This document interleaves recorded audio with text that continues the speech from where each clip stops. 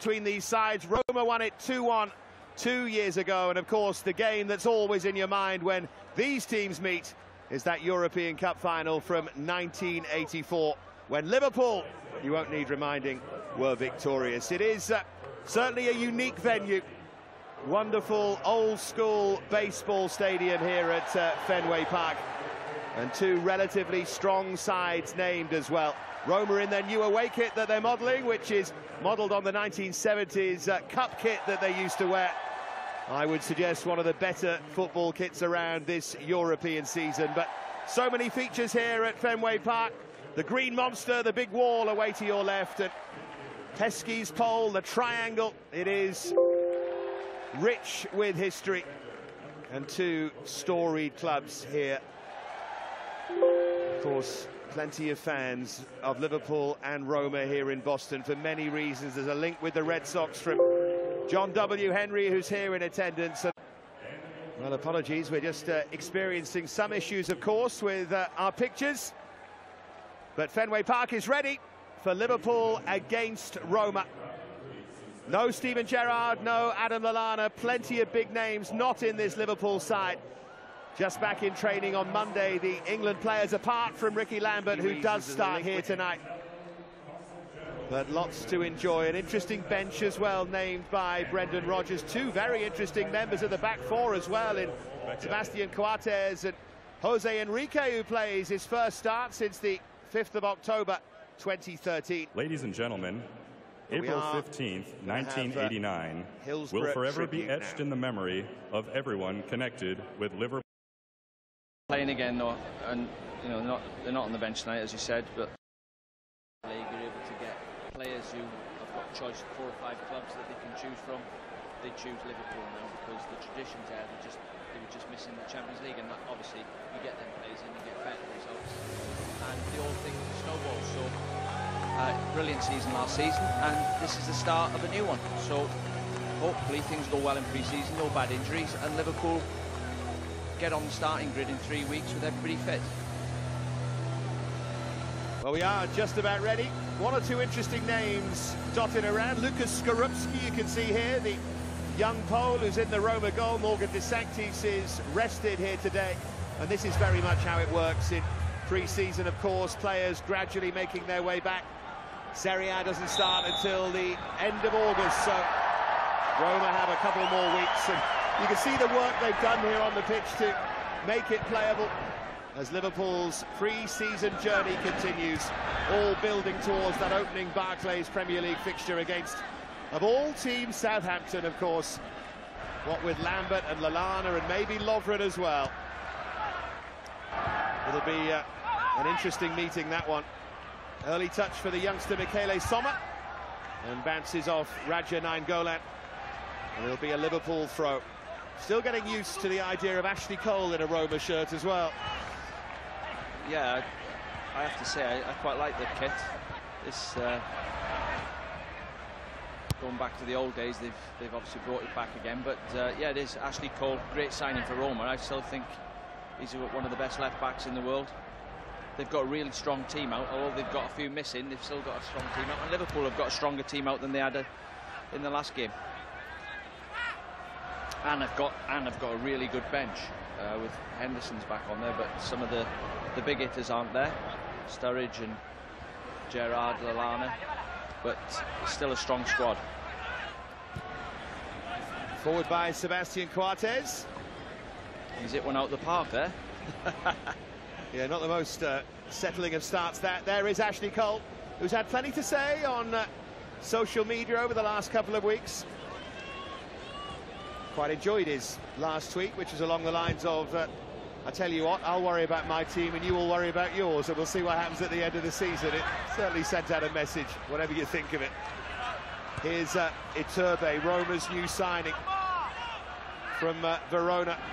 Had such a stellar season in Serie A, having moved from Argentina, the man they call the new Messi, and what a chance he has in Rome. There's Lambert. Came back early, didn't he, to pre-season training for the World Cup, so keen to make an impression at his boyhood club. What a story he is. Just shows if you keep trying, you never know where you might end up. Yeah, he's gone through all the divisions, I think, and he'll definitely bring a new aspect to Liverpool's game. You know, any crosses that are hung up at the back post, they'll be attacking it. So something they haven't had. I think he's a great signing for him, and he can't wait. He come back early from the summer holidays, and he's ready to go.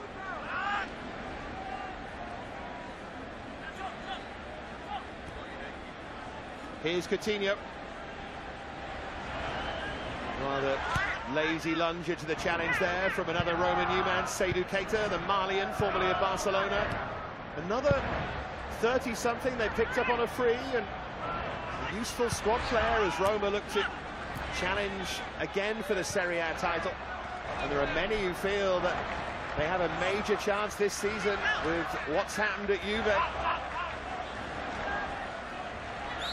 Antonio Conte gone, their great leader. Garcia will never have a better chance with Roma. Here's Joe Allen for Liverpool, though. Suggest that was a pre-season misunderstanding there. Well, you don't normally see Joe Allen that far up the pitch. He's normally the man that gets the back ball off the back four and gets Liverpool playing, but he can't. I had him at Wrexham. I had him on loan from Swansea when I was manager of Wrexham, and he can run forward. He can do a bit of everything. Great attitude. There's a couple of good players there waiting to get on. Yeah, what a big season ahead for Daniel Sturridge, who's on the tour, but not on the bench here. Plenty of games to come, and of course plenty of recovering for players like him to do. Not just physically, but emotionally as well after the World Cup. Yeah, they'll be itching to start playing again, though, and you know, they're not on the bench tonight, as you said, but Liverpool's bench really good. Jack Robinson's on there. Peterson scored a goal last week. Connor Cody, Shan's on there. Agger, Henderson, Danny Ward. Good, it's a good all-round 11 plus the bench.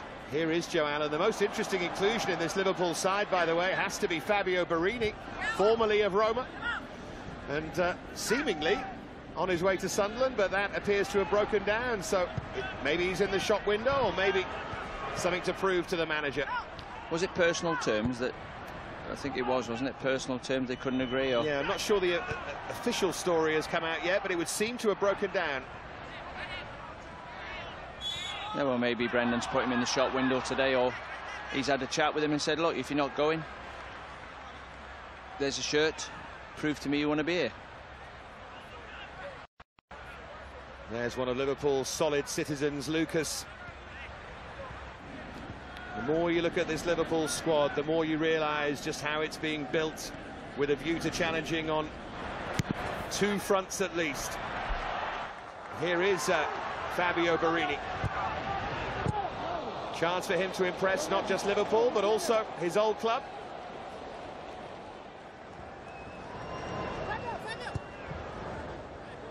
Now Coutinho. Yeah, Jordan Ibe, what a pre-season he's had so far, on loan at Birmingham for much of last year, certainly towards the end of the season, and he's created all 3 Liverpool pre-season goals. And he was excellent last week. He came on second half and turned the game round, and he looks a really good prospect. Obviously going to Birmingham last year has helped him.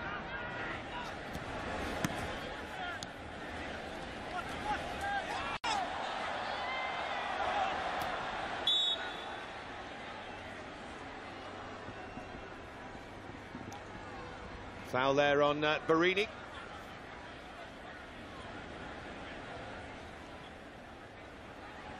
Okay.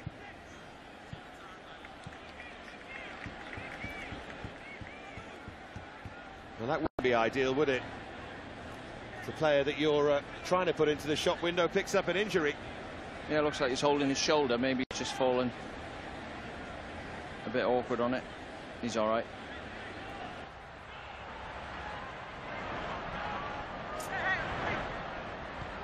There's Keita. Plenty of action coming up, of course, here with us on BT Sports. Details below. There's Leandro Castan. Now Florenzi, who scored here against Liverpool a couple of years ago. Allen. That was a bit of a hack there on Jordan Ibe. Iturbe with the challenge. What a season ahead for him. Yeah, Everyone really seemed to want him, and Roma got him. Yeah, he's a really good player. Bit reckless, that challenge, but he hasn't touched the ball yet, so he's probably just trying to get into the game. Martin Kelly's got a bit of a problem here. He looks like they've done some work on the pitch. Obviously, he's third and fourth base, and it's right in his area. So as the right back, it'd be a little bit off-putting for him. If that's been re-turfed, you get a different feel completely. Very impressed by your baseball knowledge. Third and fourth base. I suspect it might have been made up as Allen plays it forward.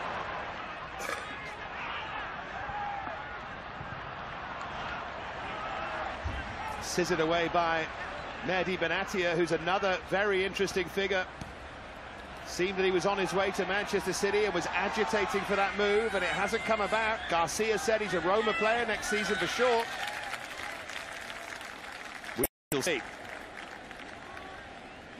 It looks like Liverpool, Coutinho and Lucas are the two sitters, with Joe Allen's going and joining Lambert, which is normally you'd see Coutinho in behind Lambert, but must be giving Joe a go there. Forward by Nainggolan. Here's Francesco Totti. Iturbe again, rather lunging into a challenge. The new man looks very keen to prove himself. Still going strong, entering his 21st season as a professional football player. Watched the 1984 European Cup final on TV with his mum and dad. Watched as his heart was broken when Liverpool won it on penalties.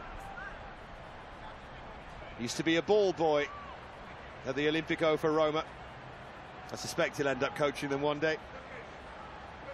Incredible, isn't it? You can stay at one club for so long, and do so well year in, year out. He scored lots and lots of important goals. Been a great player. Barini looks as if he's in a bit of trouble. He's shaking his head. It looks as if he's a nasty bang on his shoulder. Sometimes they can just pop on the top.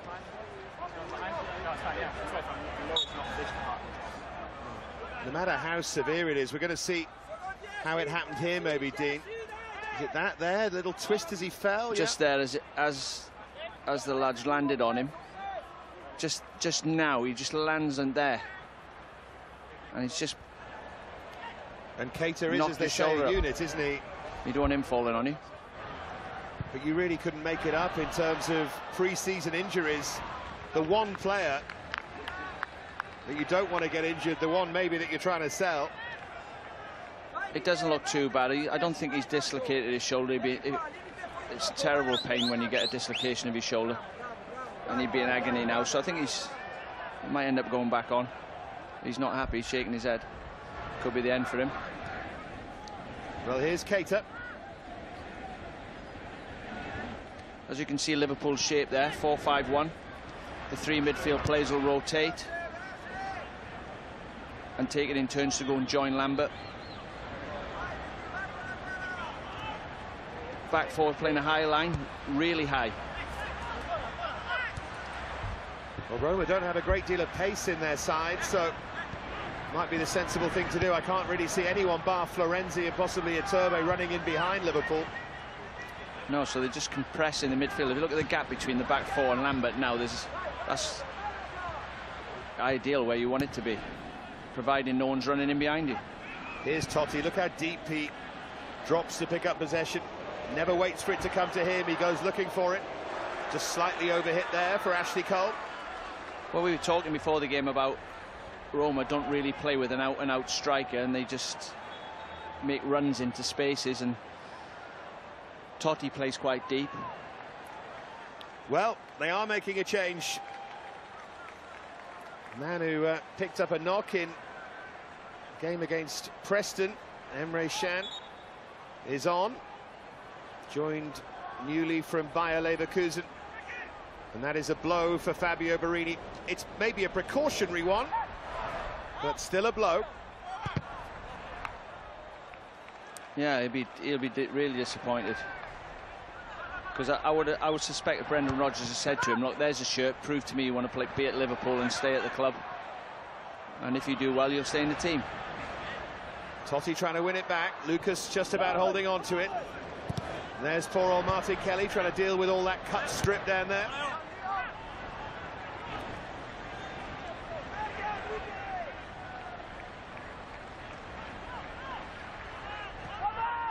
Get the impression it wouldn't be the worst place to enjoy a game of baseball in these old surroundings. 1912 this stadium was built, and it has that real air of history about it.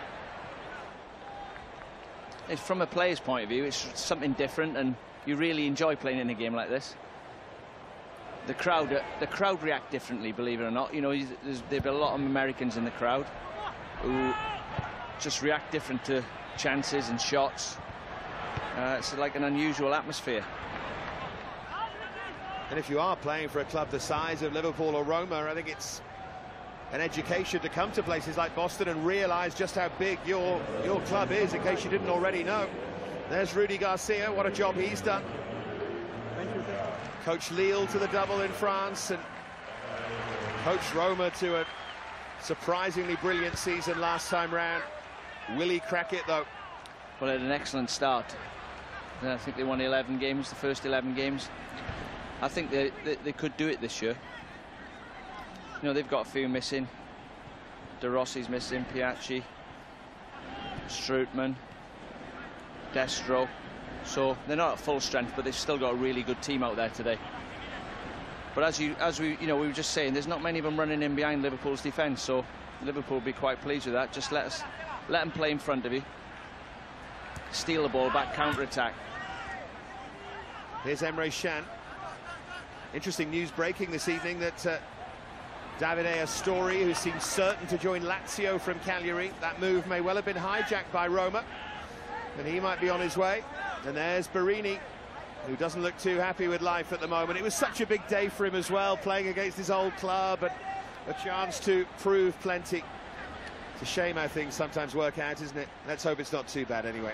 No, it's just like a bit of a freak injury, really. The number of times you fall over in a game and tangle up with defenders, and for him to just land, I think all the defenders' weight just went on his shoulder at the wrong time. So hopefully it's not too bad. There's Coates. Here's Emre Can. Kelly getting forward into the part of the pitch where he's got a chance of controlling the ball.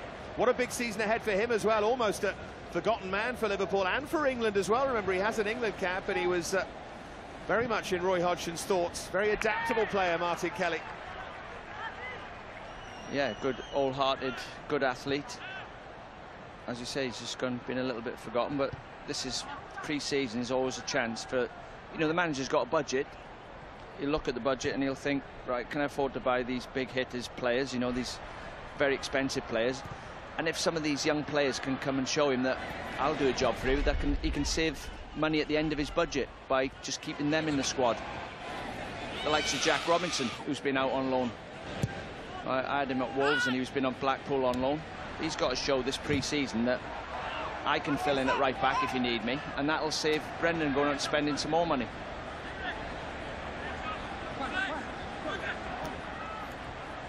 Hopefully he learnt something from you about football at Wolves. I tell you what, he'll have learnt plenty about life at Blackpool.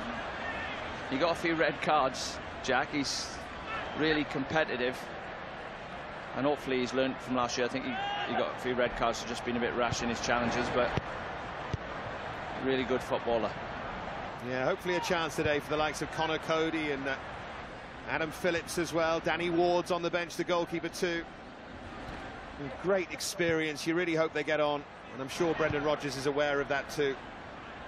But even in pre-season, the result is everything. Coates.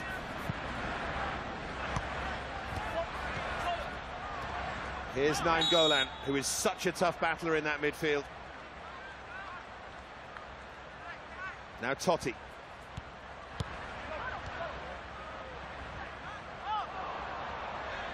No foul on Iturbe. And here's a first chance for Jordan Ibe to run and show us his pace. Well, he just ran into Benatia. You see, there's a test. Benatia probably the best defender in Serie A last season, and there's a test for the young man, and he didn't pass it with flying colours. And now a chance for Florenzi to charge, and just wondered for a moment if he'd left something on the goalkeeper, Brad Jones, there.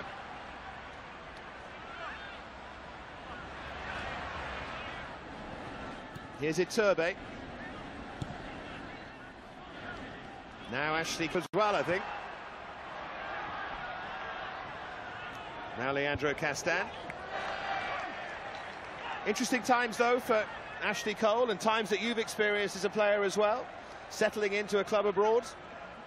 Yeah, like different language, and you know, the hardest part I found early, you know, the little things like just watch this, little things like leave it, pass it, and little things that you just take for granted, or give just when you're shouting for the ball, you can't get it out quick enough. You try and learn the basics of the language. For the first few months, that's your biggest problem. But then obviously settling into living in a different house in a different country.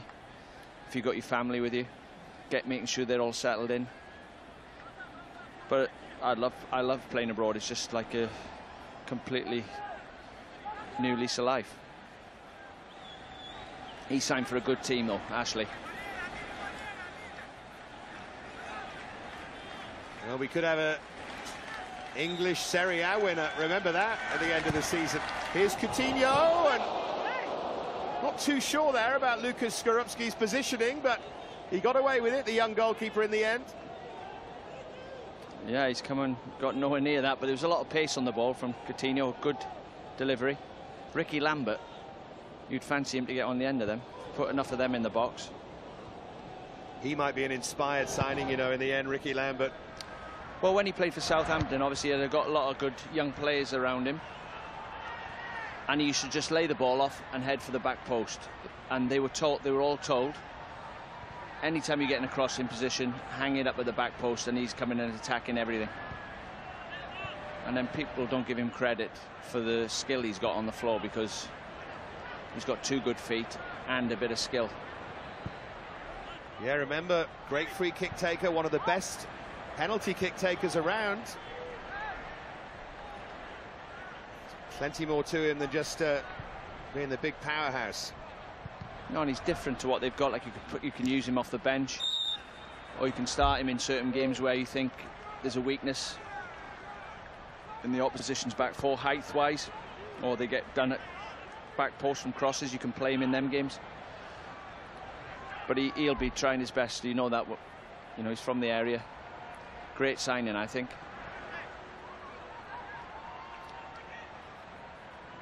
Yeah, Brendan Rodgers has always been acutely aware of the soul of Liverpool Football Club, and Ricky Lambert's signing is a stroke of genius in that area as well. It's Colin Pascoe there, Brendan's right-hand man. Really thorough in his work, good coach. And he's got Mike Marsh there, who was I played with when I was at Liverpool. He's a really good footballer, real hard worker. But you know, if you went into the team of people they've got now, used to be assistant manager, coach, physio, kit man. Now there must be like 35, all sorts. Here's Totti. You know he's going to strike one, and well, he nearly caught a hold of it. It's interesting, talking of the atmosphere, Dean was mentioning it earlier, it is a strange one, not just in terms of the crowd reaction, but in terms of the shape of the stadium as well. It does lead to a strange feeling, but hey, that's what pre-season's about in many ways. Different experiences as a player, as a fan, as a TV viewer as well. Lambert's going to chase, but Skorupski's going to come. A lot of the Liverpool players seem to overhit in their passes at the moment, where you know, the atmosphere is a little bit different as well. The ball's. That's what pre-season's about in many ways. Different experiences as a player, as a fan, as a TV viewer as well.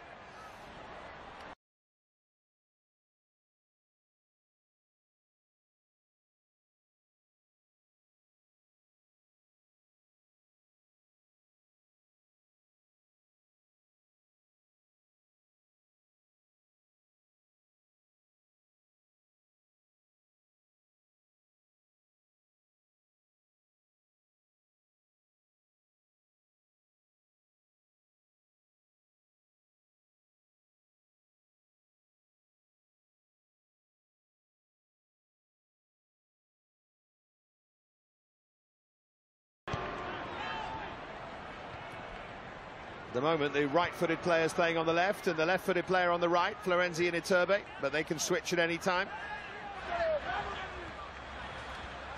The Liverpool's high line is stopping Roma playing through, and there you go. Totti went way too early there. But the midfield players are in touch with the front and the back players of Liverpool, like Joe Allen and Lucas. So the instructions from Roma's side should be just get some players running in behind, hit some longer passes in behind Liverpool's defence. Ibe just tripping and falling there. Totti trying to win it back. And then drifted in towards Ricky Lambert. Now Kelly. So far, defeat against Brøndby and win over Preston for Liverpool in pre-season. Depends how much you read into those results, though. There's Coutinho. Here's Ibe. What a trail Raheem Sterling has blazed for Jordan Ibe, and he's talked about it the last couple of weeks, that having seen what Raheem Sterling has done, he feels he can do the same. Yeah, it gives him a bit of belief. He had a great chance there running at the right back. And I thought, it's easy from where we're sat, I thought he was going to push it past him on his left foot. He decided to come inside, but they'd ganged up on him in the middle of the pitch. I thought he should have just gone, touch, show him how quick you are, get to the byline, try and stand one up for Ricky Lambert. But as you said, he's one of the best defenders in Serie A, so he's got a test today. But I really like that about pre-season and these sort of challenges, and Brendan Rodgers, I think, would like it too. Yeah, you've done well against Brøndby and Preston, Sunshine, and this fella got in most people's European Team of the Year last year, so have a run at him and see how you do. But it's all part of that learning process. Yeah, and like the higher up you go, the most obvious difference is the speed of thought from all the players, but especially I found the defenders at international level just were already there. When you were going to make a run, they'd already be there. You come back down a couple of leagues and you might get in behind somebody, where these top players, you don't get in behind them as a striker.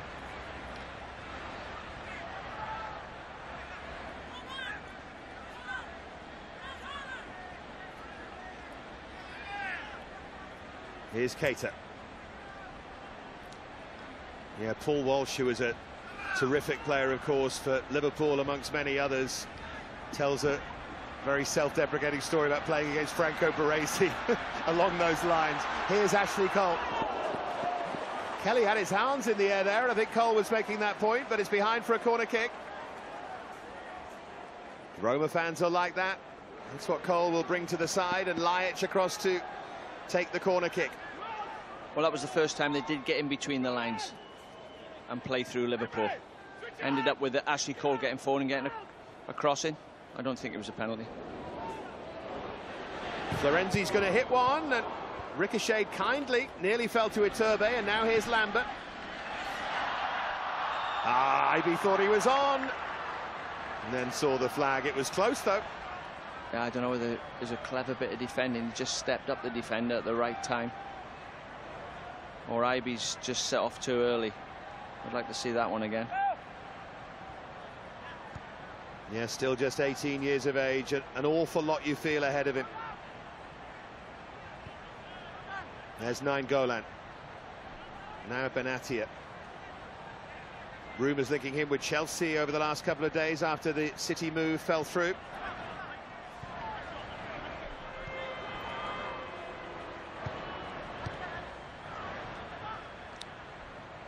Here's Lijic. Famously a combustible and rather awkward character, Adam Lijic. Oh dear, that's a fairly cheap concession of a corner there by Kelly, who wasn't quite sure where he was, I think, and where those around him were. So better safe than sorry. But that's what Roma have got to do.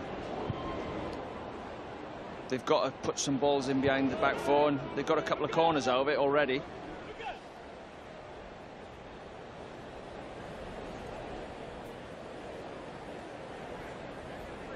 Of course, Gervinho not here on an extended break. Borriello and Destro in particular much missed. Looking forward to seeing Salih Ushan, the new loan signing, very stylish Turkish central midfielder.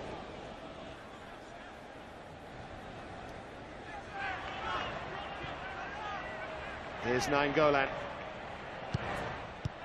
No question that Roma, with Garcia at the helm, are coming for the title. They've only sent Totti on his way with the Scudetto. Wouldn't it be a story? Here's Iturbe.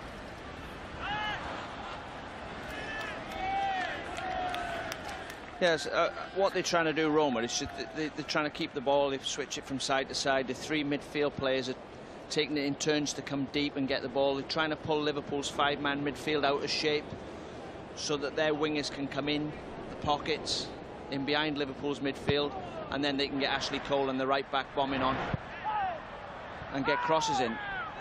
So Liverpool, the midfield have just got to keep the discipline, keep filling holes. When you win the ball, try and break on them. That was interesting as Lucas slid in to win it there against Ljajic. Ljajic didn't like that challenge much and had a little dig back at Lucas. Doesn't take much to tip Adam Ljajic over the top. He's certainly grown up a lot in the last couple of years, but famously punched by a former coach. Here's Leandro Castan.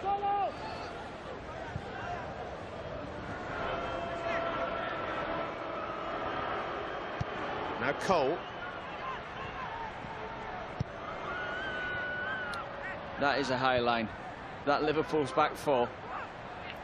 Dangerous. Now Ibe. Hasn't been a chance on goal in the opening half hour of the game.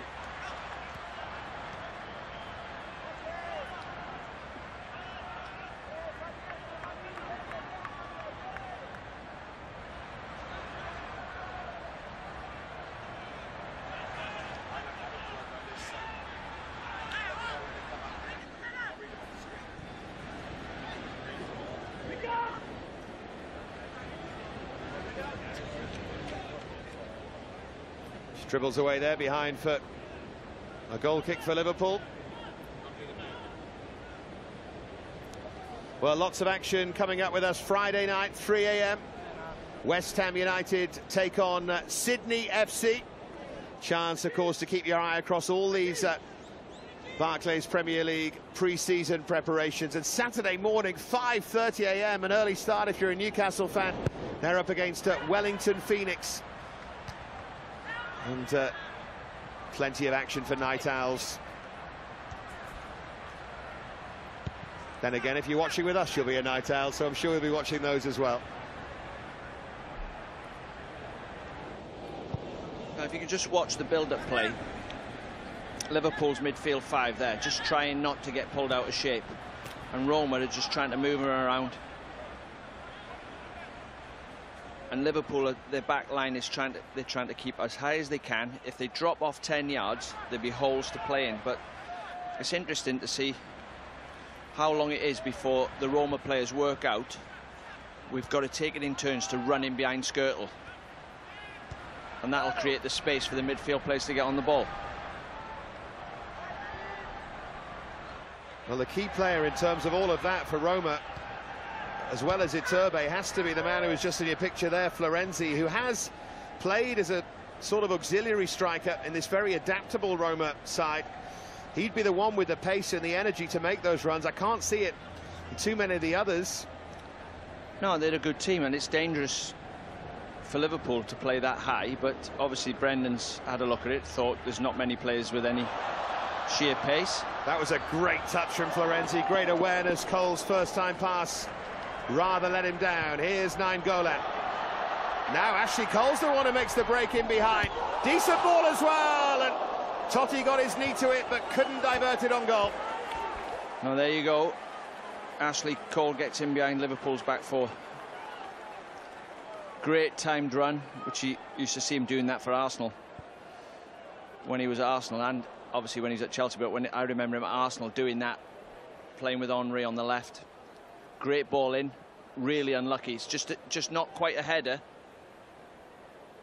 So they're awkward when they come at you that fast. You just try and get something on it outside of your knee, might go in the corner. It's actually a great attempt at a finish, isn't it? It's an improvised finish. There's not a lot you can do that. Sometimes if they're coming at your chest out, you can try and chest them in. I couldn't with a pigeon chest, but the big strikers can. John Toshak could. He's chested a few in, yeah.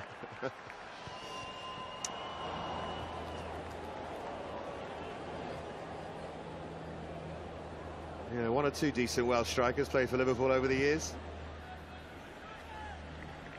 Well, Ian Rush obviously springs to mind. I was fortunate to play with him for such a long time with Wales, and then I played with him at Liverpool, but he was absolutely electric. His first 4 steps when he started running were just quicker than everybody, and his brain was quicker than everybody. I think he scored 350 odd goals for Liverpool. Good recovery there from Allen, and Coutinho might have done better with that shot. Yeah, I suspect you learnt a thing or two about striking from Ian Rush. Yeah, well, I played with him all the way through, so I used to say to him, how do you keep catching the defenders when they've got the ball? How do you keep stealing the ball off them? Because I used to try and do it, and I couldn't do it. And he said to me, you're thinking the same time as them. I used to think before what they thought what they were going to do. So in other words, he was anticipating he'd just leave him little traps to run into the ball, and he'd steal the ball off him. But he was brilliant at it, and no one, in the end of his career, everybody noticed he was doing it, but because everybody watched his goals. But great player, great ambassador as well for Liverpool. Him and Robbie Fowler have been doing some sterling work out here in the States. Here's Skirtle. Now Kelly.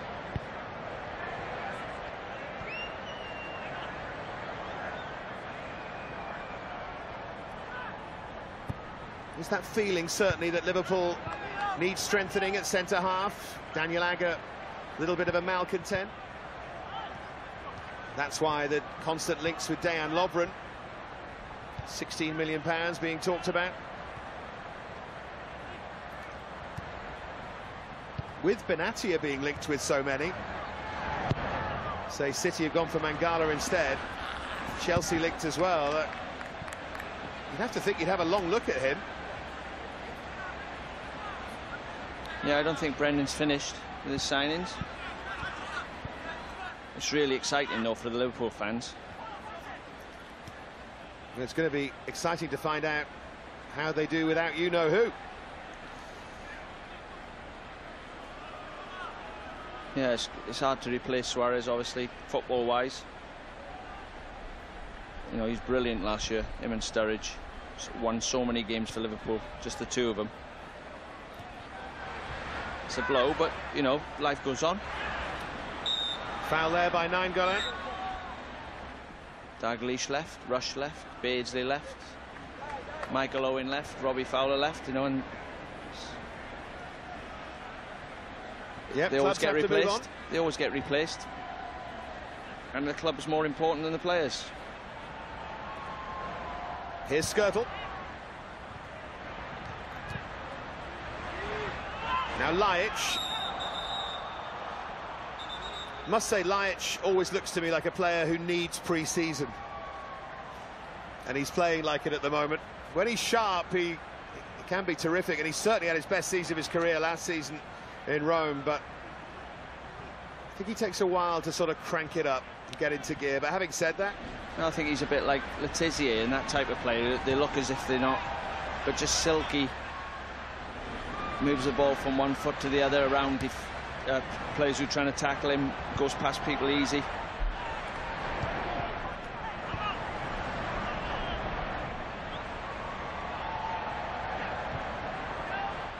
There's Lajic. Iturbe back for Lajic. Roma have just upped it a gear here.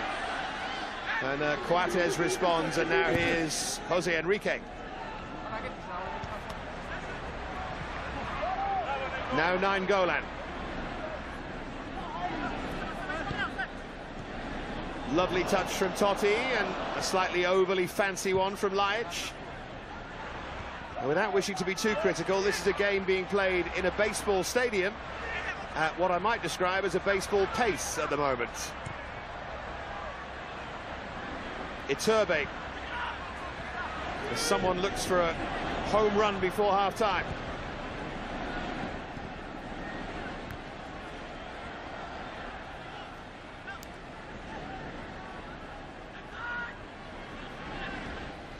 Liach.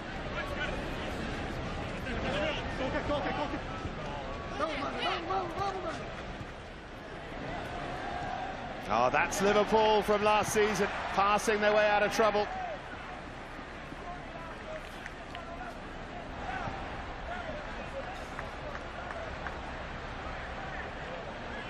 Remember when he scored that goal against Manchester City, it looked as if Liverpool were going to do it. Coutinho, but in the end they just faded. Just. They weren't far away, and nor were Roma.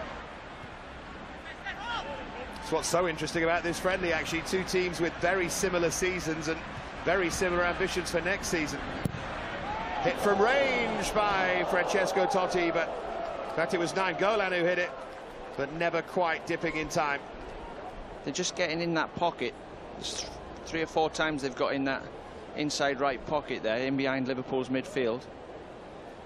It's up to Lucas there as the experienced player to make sure Coutinho and Joe Allen are slotting into the right areas so that they can't break that midfield line. They just seem to be, as you said, turning it up a gear. And if you let him get the ball to his feet in around the D, anything's possible. Yeah, you're certainly asking for trouble, that is for sure. Roma have had so many issues with coaches in recent years. Experiments that haven't worked, Luis Enrique and Zdenek Zeman notably, and so many eyebrows are raised when they went for Rudy Garcia, but what an inspired choice that has proved to be. And the players, the way they talk about it, you never hear Roma coaches, it's a combustible club, and you never hear them spoken about like he is spoken about. Been an extraordinary journey so far. Here's Lambert.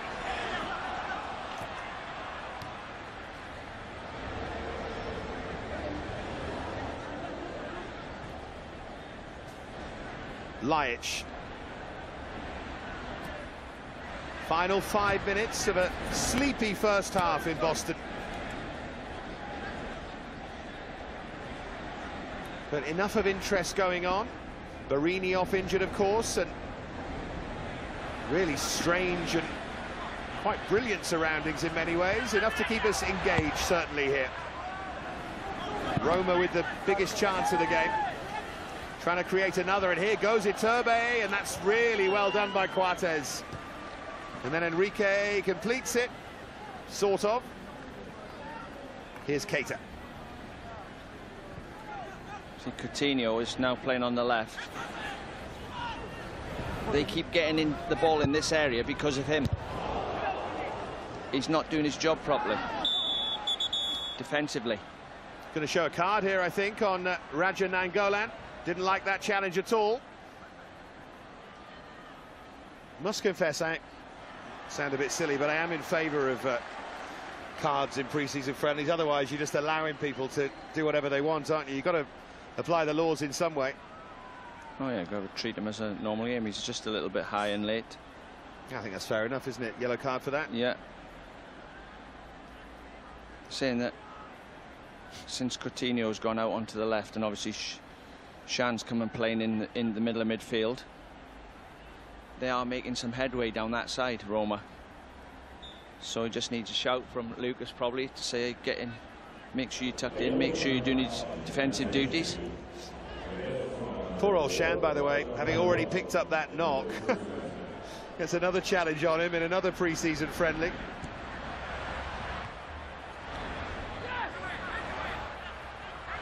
Are we going to get a breakthrough before half-time then? Here's Kelly. Now Ivy trying to run from that right-hand side. He's done well. Touched on by Allen. Curling shot was hit by Lambert, but it was well blocked. Benatia who got back there. This is better from Liverpool. Yeah, it's great play from Ivy there. He's positive. gets the crowd on their feet. Just swooped in off the right wing, used his pace, got away from a couple of defenders, released the ball at the right time. Good block in the end, otherwise it could have quite easily been a goal for Liverpool.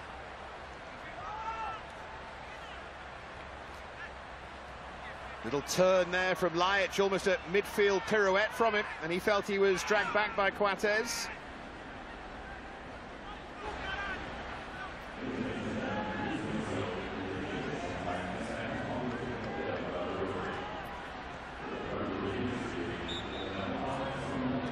Times this stadium has hosted the Baseball World Series. It's no stranger to big names. Here goes Iturbe, maybe a big name of the future.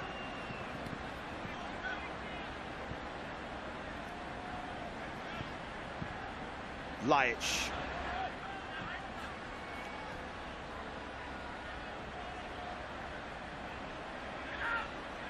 Now Totti.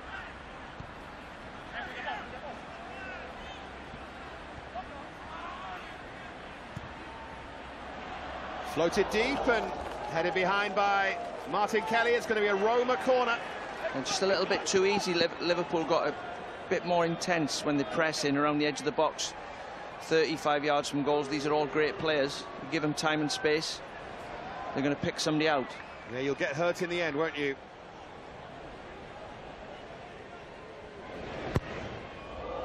Dear me. He's looking for one of those ones with a bit of devil and a bit of whip on it there, Florenzi, but it came to nothing. Here's Benatia.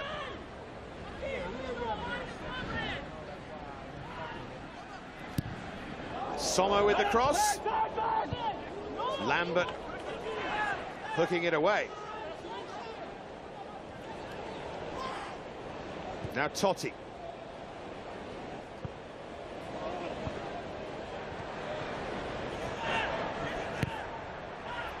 He is just the master at keeping the ball. Yeah, can't get the ball off him. Just a minute to be added on at Fenway Park.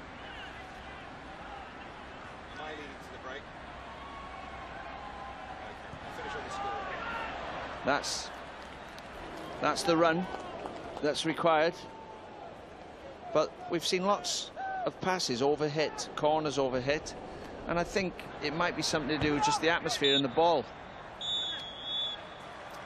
Well, plenty of time to have a chat about it at half-time here at Fenway Park. I don't think either coach will be overly thrilled or indeed too disappointed. One real chance in the game so far, the one that Francesco Totti got a knee to and guided just wide of the goal. Aside from that, it's been played at a fairly quiet, fairly generous pace, and doubtless we'll see changes in the second half. But still, much of interest here at Fenway Park. And highlights to come as well as the second half live with us here on BT Sport. But half-time here, it's Liverpool 0, Roma 0.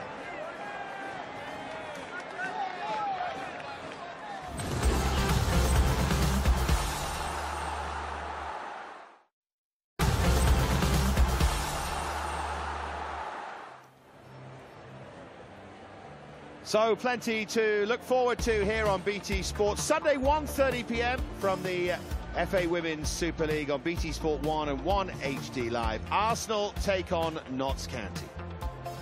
That's all to come, but tonight we're at Fenway Park in Boston. Liverpool 0, Roma 0 is the half-time score. It's been disappointing as a game, not though as a spectacle. Real welcome here for both of these clubs with such strong Boston connections through John W. Henry and James Pallotta as well of Roma, owners of the Red Sox and the Celtics. And it's interesting, in the big fan store, the World Football Store in the middle of Boston, it's been dominated by Roma and Liverpool kits for a couple of weeks now. Huge popularity here, but all they want now, of course, is a goal. What a boost, though, for football in this country after that World Cup. You just sensed, didn't you, in the World Cup, with the way the USA played, the drama of what they did as well, good and bad, that might just be the breakthrough. The viewing figures were absolutely extraordinary everywhere, and maybe that was the moment we'll look back on when soccer finally made it. Yeah, I'm good friends with Brad Friedel, and we talk all the time about the football in the States. And he used to say that the main problem, I think, that the people have, all their games are like high-scoring games. You know, the basketball ends up 115 or 100, whatever and when they're watching a football match, it's no goals. They lose a bit of interest, but it's definitely getting bigger and bigger and bigger, and the players are getting better and better out there. Well, they won't like this one, if that's true. Goalless at half-time. We're still waiting for Liverpool to re-emerge. Roma are out there at the moment.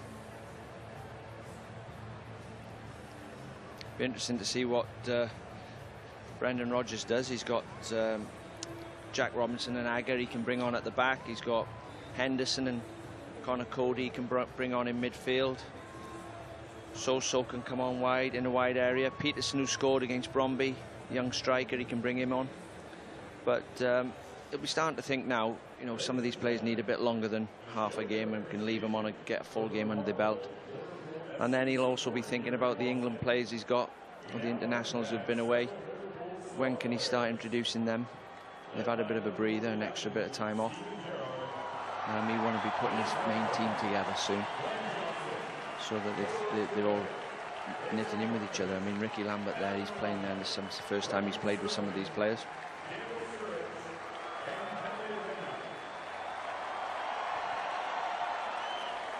Well, there are Liverpool's summer signings so far.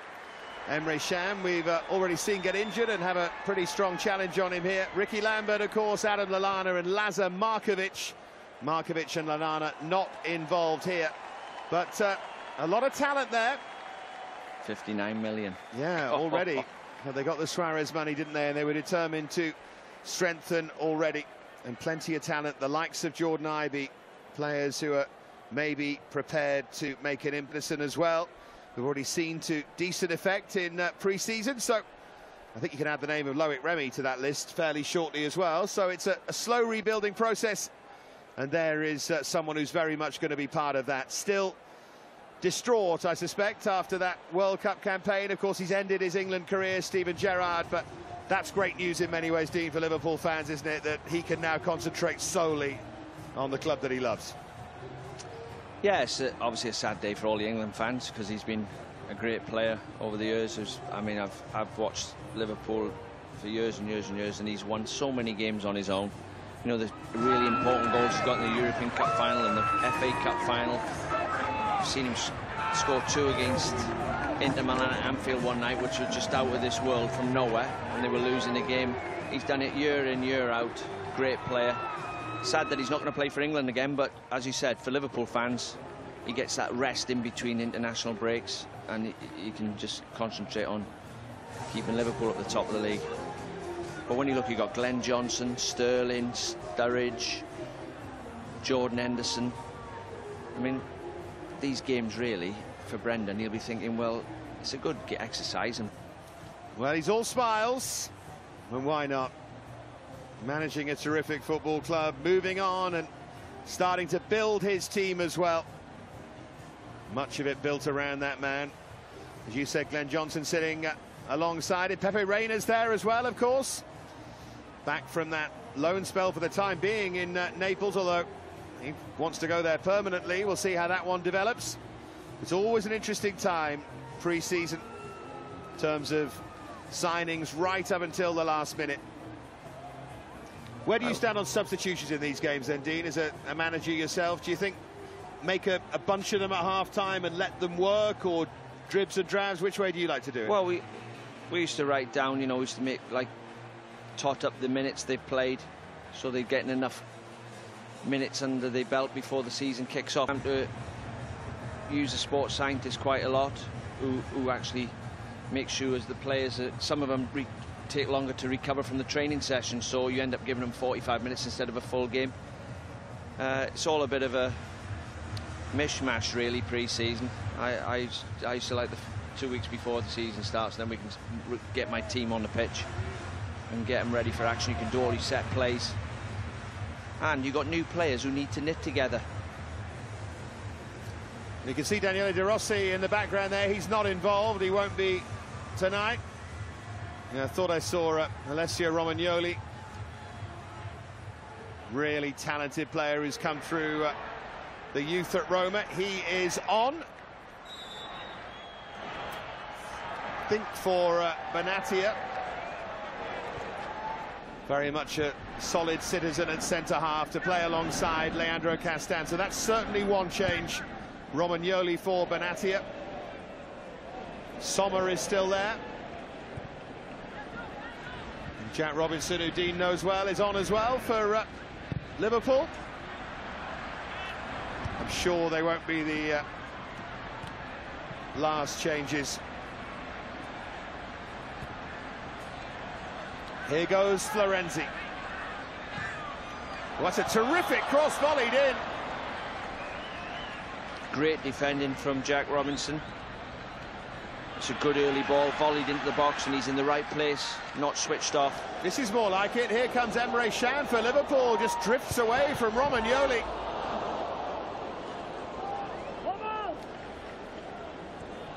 Well, more action in a minute 25 than we had in much of the first half there. Action at either end. Both ends, and Shah, I don't know whether it was Shah showing a bit of pace there, or Romagnoli's a bit slow, but he went past him quite easily.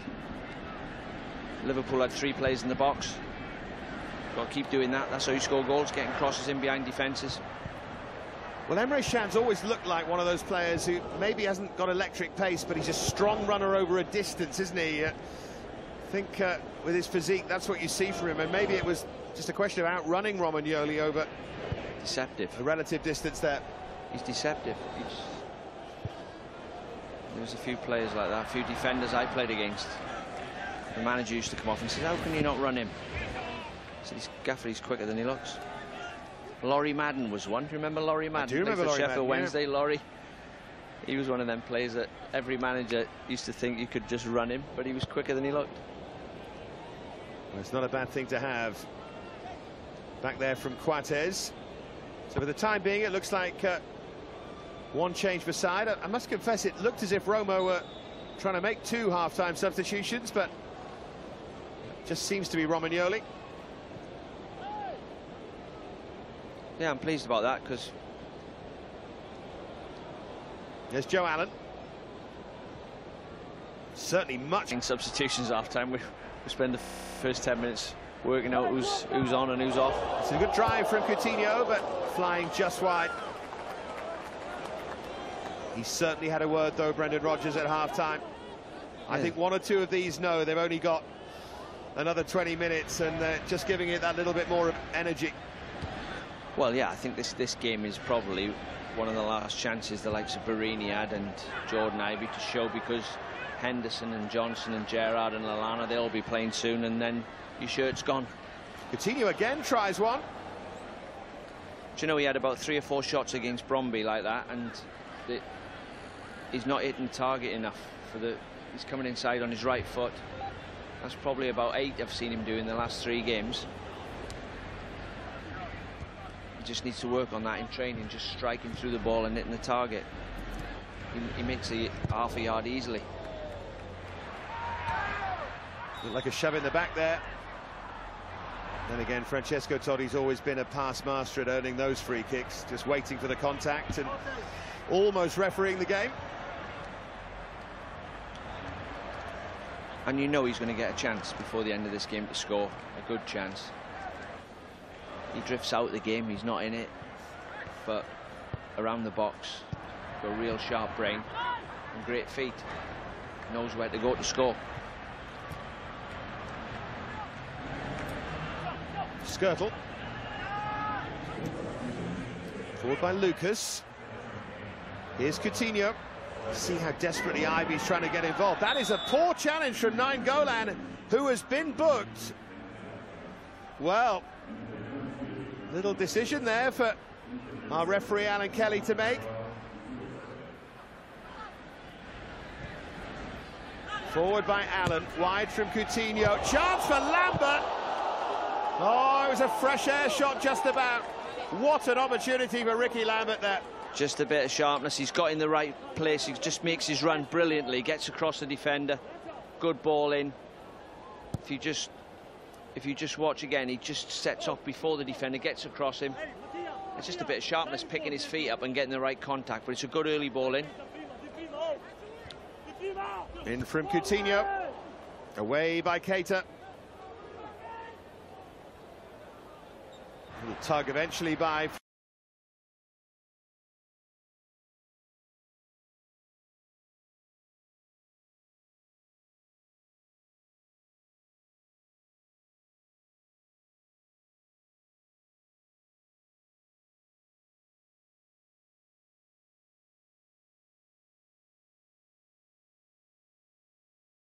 Cuatro mejores. ¿Quiénes son los candidatos al mundial? ¿Quiénes son los candidatos al mundial? ¿Cómo salió el último mundial argentino? ¿Quiénes son los candidatos subcampeón? Bueno. Mejorar eso sería campeón. ¿De qué te sirve? Si sos semifinalista, jugá los 7 partidos. No está diciendo que sí. Estamos haciendo una evaluación. A ver, el propio Chiquitapia en Fox Radio dijo los 4 primeros. Hoy, como estamos viendo...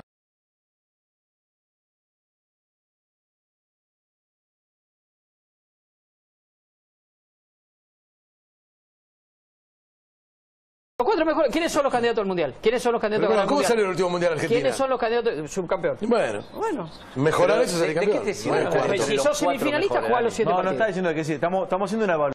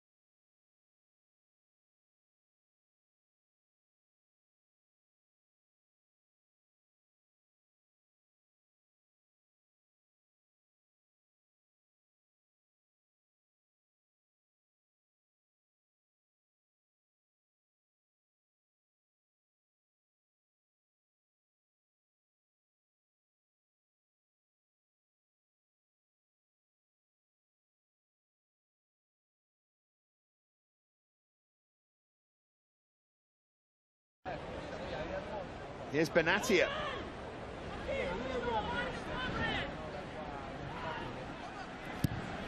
Sommer with the cross. Lambert hooking it away. Now Totti.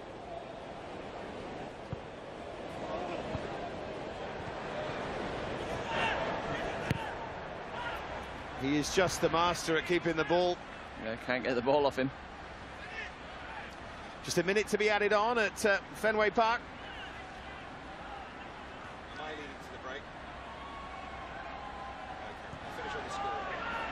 That's the run that's required. But we've seen lots of passes overhit, corners overhit, and I think it might be something to do with just the atmosphere and the ball. Well, plenty of time to have a chat about it at half-time here at Fenway Park. I don't think either coach will be overly thrilled or indeed too disappointed. One real chance in the game so far, the one that Francesco Totti got a knee to and guided just wide of the goal. Aside from that, it's been played at a fairly quiet, fairly generous pace, and doubtless we'll see changes in the second half. But still, much of interest here at Fenway Park, and highlights to come as well as the second half live with us here on BT Sport. But half-time here, it's Liverpool 0, Roma 0.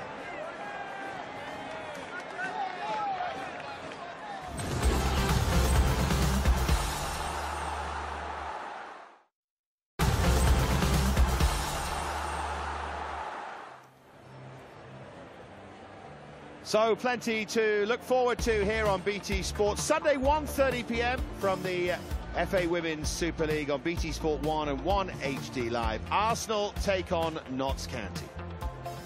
That's all to come, but tonight we're at Fenway Park in Boston. Liverpool 0, Roma 0 is the half-time score. It's been disappointing as a game, not though as a spectacle. Real welcome here for both of these clubs with such strong Boston connections through John W. Henry and James Pallotta as well of Roma, owners of the Red Sox and the Celtics. And it's interesting, in the big fan store, the World Football Store in the middle of Boston, it's been dominated by Roma and Liverpool kits for a couple of weeks now. Huge popularity here, but all they want now, of course, is a goal. What a boost, though, for football in this country after that World Cup. You just sensed, didn't you, in the World Cup, with the way the USA played, the drama of what they did as well, good and bad, that might just be the breakthrough. The viewing figures were absolutely extraordinary everywhere, and maybe that was the moment we'll look back on when soccer finally made it. Yeah, I'm good friends with Brad Friedel, and we used to talk all the time about the football in the States. And he used to say that the main problem, I think, that the people have, all their games are like high-scoring games. You know, the basketball ends up 115 or 100, whatever and when they're watching a football match, it's no goals. They lose a bit of interest, but it's definitely getting bigger and bigger and bigger, and the players are getting better and better out there. Well, they won't like this one, if that's true. Goalless at half-time. We're still waiting for Liverpool to re-emerge. Roma are out there at the moment. Be interesting to see what Brendan Rodgers does. He's got Jack Robinson and Agger he can bring on at the back. He's got Henderson and Connor Cody he can bring on in midfield. So can come on wide, in a wide area. Peterson, who scored against Bromby, young striker, he can bring him on. But we're starting to think now, you know, some of these players need a bit longer than half a game, and can leave them on and get a full game under the belt. And then he'll also be thinking about the England players he's got, or the internationals who've been away. When can he start introducing them? They've had a bit of a breather, an extra bit of time off. He want to be putting his main team together soon, so that they're all knitting in with each other. I mean, Ricky Lambert there, he's playing there. It's the first time he's played with some of these players.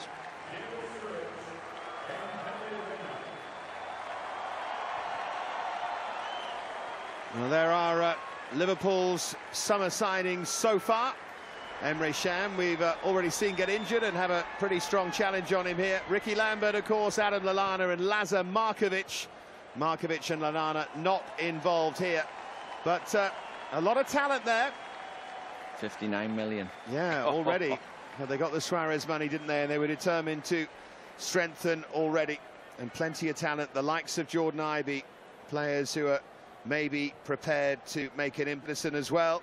We've already seen to decent effect in pre-season, so I think you can add the name of Loic Remy to that list fairly shortly as well. So it's a slow rebuilding process, and there is someone who's very much going to be part of that. Still distraught, I suspect, after that World Cup campaign. Of course, he's ended his England career, Steven Gerrard, but that's great news in many ways, Dean, for Liverpool fans, isn't it, that he can now concentrate solely on the club that he loves.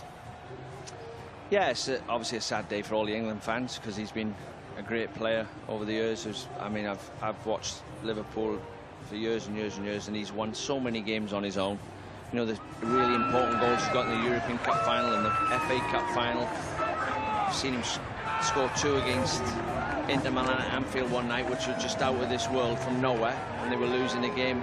He's done it year in, year out. Great player. Sad that he's not going to play for England again, but as you said, for Liverpool fans, he gets that rest in between international breaks, and he can just concentrate on keeping Liverpool at the top of the league. But when you look, you've got Glenn Johnson, Sterling, Sturridge, Jordan Henderson. I mean, these games really, for Brendan, he'll be thinking, well, it's a good exercise. And well, he's all smiles, and why not? Managing a terrific football club, moving on and starting to build his team as well. Much of it built around that man. As you said, Glenn Johnson sitting alongside it. Pepe Reina's there as well, of course. Back from that loan spell for the time being in Naples, although he wants to go there permanently. We'll see how that one develops. It's always an interesting time, pre-season, in terms of signings right up until the last minute. Where do you stand on substitutions in these games then, Dean, as a manager yourself? Do you think make a bunch of them at half-time and let them work, or dribs and drabs? Which way do you like to do it? Well, we used to write down, you know, we used to make, like, tot up the minutes they've played, so they're getting enough minutes under the belt before the season kicks off. I'm to use a sports scientist quite a lot, who actually makes sure as the players, some of them take longer to recover from the training session, so you end up giving them 45 minutes instead of a full game. It's all a bit of a mishmash, really, pre-season. I used to like the 2 weeks before the season starts, then we can get my team on the pitch and get them ready for action. You can do all your set plays, and you've got new players who need to knit together. You can see Daniele De Rossi in the background there. He's not involved. He won't be tonight. Yeah, I thought I saw Alessio Romagnoli. Really talented player who's come through the youth at Roma. He is on. I think for Benatia. Very much a solid citizen at centre-half to play alongside Leandro Castan. So that's certainly one change. Romagnoli for Benatia. Sommer is still there. And Jack Robinson, who Dean knows well, is on as well for Liverpool. I'm sure they won't be the last changes. Here goes Florenzi. What a terrific cross volleyed in. Great defending from Jack Robinson. It's a good early ball, volleyed into the box, and he's in the right place, not switched off. This is more like it. Here comes Emre Can for Liverpool, just drifts away from Romagnoli.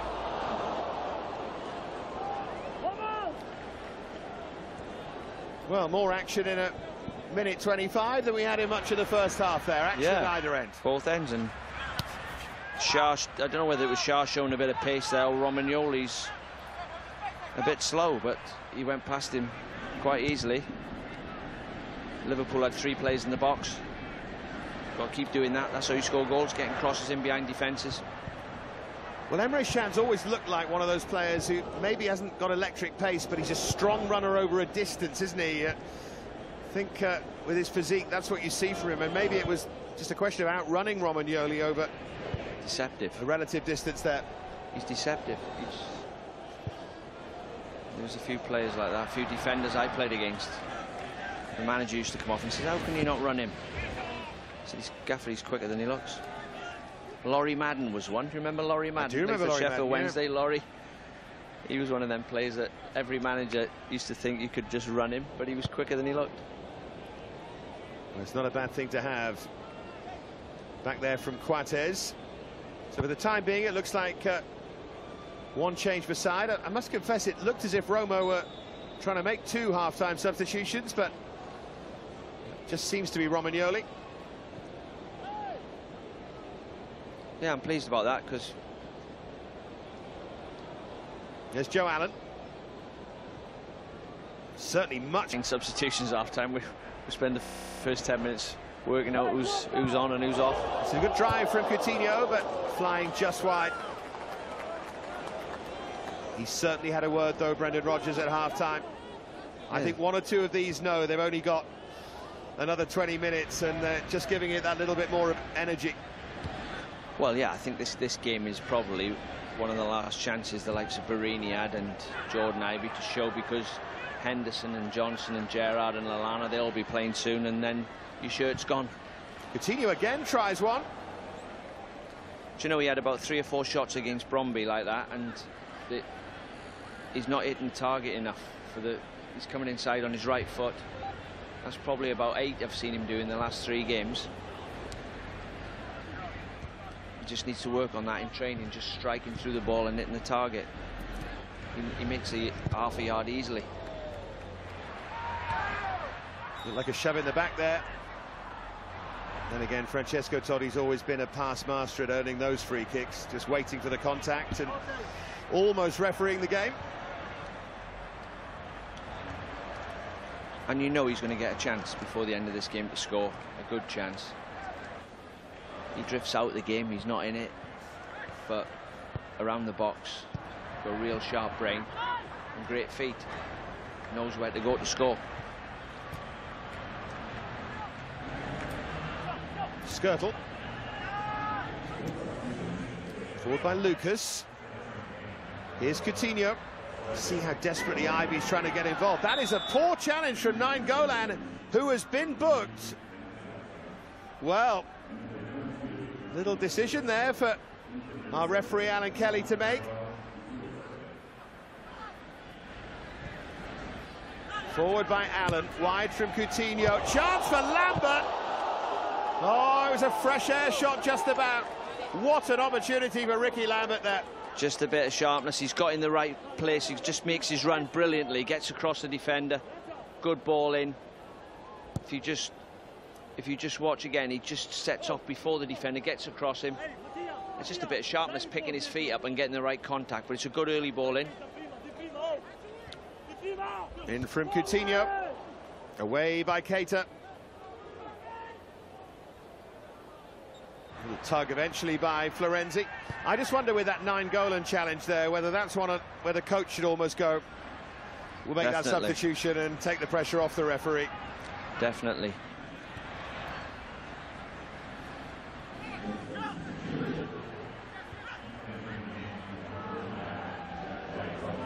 Because in a league game, he's off there, I think. Yeah, sometimes the referee before the game will say to you, before I send someone off, you know, if I shout over to you, take him off. Take him off before I send him off. And all managers are happy with that. You don't want to see one of your players missing league games. Yeah, I don't think that has been done here, but that would seem a sensible and fair way of doing it, certainly.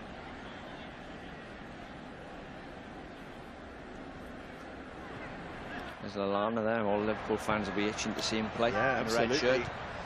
Sort of debate at the moment about what position he might play in for Liverpool. It's going to be fascinating to see how he adapts and where he plays.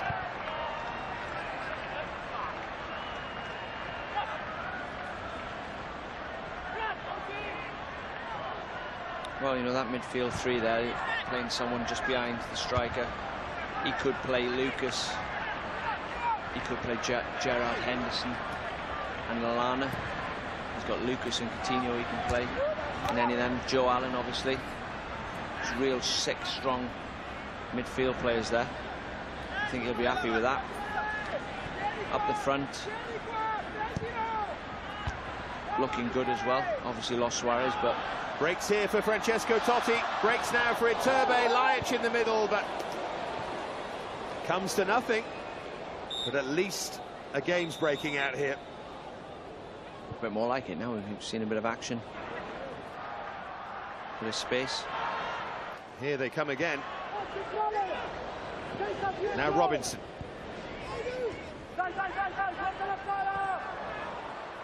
No way through for Emre Can. Slightly awkward from Seydou Keita. Perfect angle for Robinson to swing it in, but this is Coutinho now.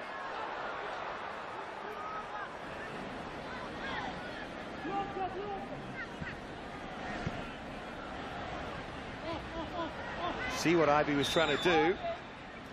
Just didn't quite come off for him. Well, Liverpool getting plenty of bodies forward now, and Jack Robinson playing at left back. Getting up in the last third. Great pass there with his left foot. I thought he was going to cross it into the middle of the goal, but he's picked somebody out, cut back to Coutinho, just couldn't get half a yard to get his shot off.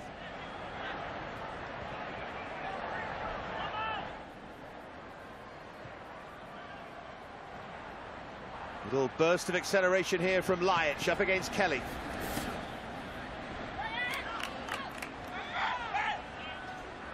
At the moment, both defences on top. Both goalkeepers not had anything to do. There's Totti looking to thread a pass. He's threaded it beautifully. And that is a terrific bit of defending from Skrtel. The flag was up, but what a pass it was. Beautifully measured from Totti. Yeah, great weight on the pass, and there's not many players can do this, what he's done there. It's a great pass with the right weight on it, and you have to say, it's a great challenge from Skrtel. It was Mattia Destro who did come on at half-time for Iturbe. Such an improved season at Roma last season. Destro having looked a bit of a dud signing really grew into the role.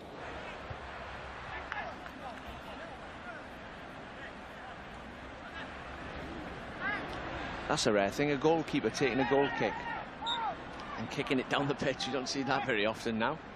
Yeah, whatever next in these days of possession football.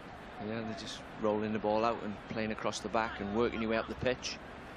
Sometimes you can score a goal from just a goal kick flick on in, or an early ball from the back men in behind for the strikers. And it never hurts to mix it up.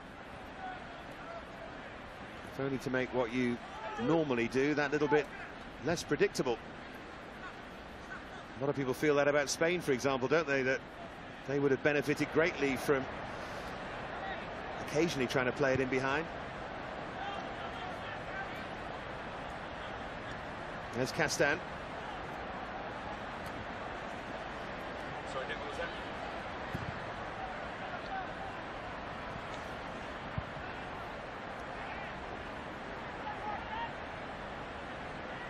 Now Kelly to take the throw. You see Pepe Reina there in behind, barking out instructions. I was surprised he left the club when he went on loan. It's ideal for the way Brendan wants to play. Obviously rates the other keeper better. Great skill, Coutinho. Fantastic from Coutinho, and he's still going. Oh, that's a shame, isn't it? Best moment of the game so far, that, I think, apart maybe from the Totti pass as well. The two number 10s trying to turn on the style in this second half. There's Coutinho again. Now Ricky Lambert. Might have been going just wide, but Skorupski made sure. That's more like it from Liverpool. No messing about, Ricky Lambert. English style centre-forward, touch and hit, left foot. Great strike with his left foot. Keeper had it covered. That's a little touch from Coates, was a bit too subtle. That was a poor header, really. It's a great chance, that is, for a centre-back. Yeah, left foot, strike, keeper had it covered. It's probably going wide. But he ain't passing that. He had one thought in his head, touch and hit.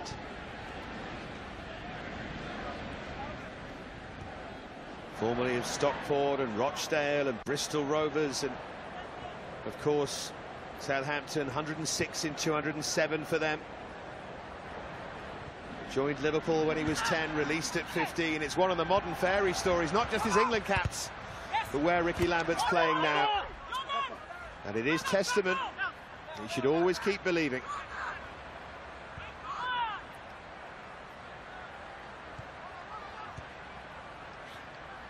I'm sure as a fellow pro, I'm sure he's one of those players that you've got so much admiration for. All ex-footballers and current footballers must have. Yeah, it's self-belief. You know, he's obviously kept the belief. You know, no disrespect to Rochdale and Stockport. If you'd have asked him, do you think you can play for England one day? He would have, himself, he would have probably said, no chance, a million miles away. But he's worked his way up the leagues, and as you said, 106 goals in 200 odd games for Southampton. He's made that club. He's got them where they are.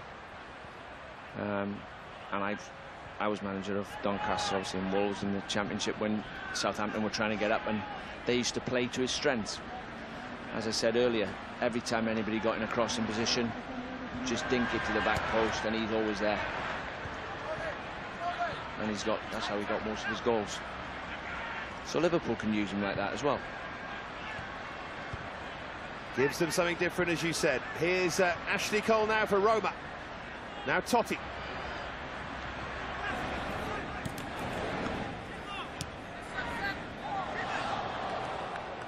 All the way through to Brad Jones. Is that just a little grimace there at his groin, Francesco Totti? Roma fans will hope not. Maybe a bit of early pre-season stiffness. Roma came back to pre-season pretty late, actually. Only two other Serie A clubs came back after them. It's funny how those pre-season machinations tend to work out. It was only Verona and Cesena who started later than July the 15th.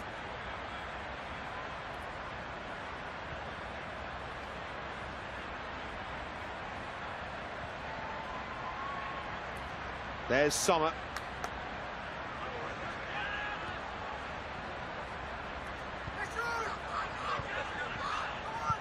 There's Cole. Pre-season's now not what it used to be, and the players not what they used to be. The players years ago would come back maybe half a stone overweight. These players now, they're educated, and obviously we all know a bit more about nutrition, and we have sports scientists who, they do everything now. They take their body fat, their weight, they get hydration tests, they have blood samples, and they've been educated, the players, so don't drink as much as they used to drink in our day. So you don't need to be running up mountains for 3-4 weeks. You can go straight into the games a lot quicker. Well, Ricky Lambert will hopefully have much success in a Liverpool shirt in days to come, and here come all the changes. Here's the moment you've been waiting for, Dean, as Roma make 6, 7, 8 changes in one go. Have you got all them? We're doing our best. I can see Leandro Paredes there. I'm really excited to see in a Roma shirt. Sally Ushan's there with the hairstyle in the background. They all look like Hugo Boss models coming on. They do, don't they? Yeah. That happens when you play for one of the top clubs in Serie A. Totti makes his way off, so does Nainggolan. On comes Marco Borriello as well.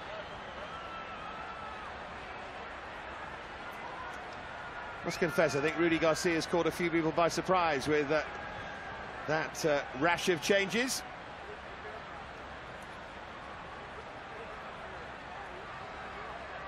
We saw Christopher Pettersson come on as well in place of Ricky Lambert. There's Bogdan Lobont for Roma as well. Give us the next half hour and we'll probably get to the bottom of those Roma changes.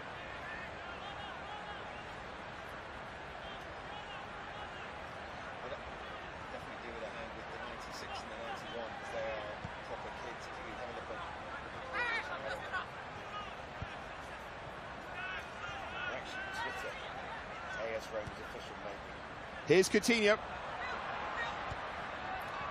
Looking for the Swede, Christopher Pettersson, who had a spell on loan at Tranmere last season. Been at the Liverpool Academy since 2011. Yeah, he's a good goal scorer, good young player. Coutinho's done brilliantly there. He's took the ball on his back foot, turned. Great pass, just a little bit too heavy. Pettersson was nearly in. Here's Pedersen. Oh, lovely little shift in balance and punched away, and now Coutinho, and it's blocked. Just sense they're getting closer there, Liverpool. Looked very stylish in those World Under-20 Championships that France ended up winning, but Turkey got to the knockout stages with Ushan in the centre of midfield. It's his corner kick.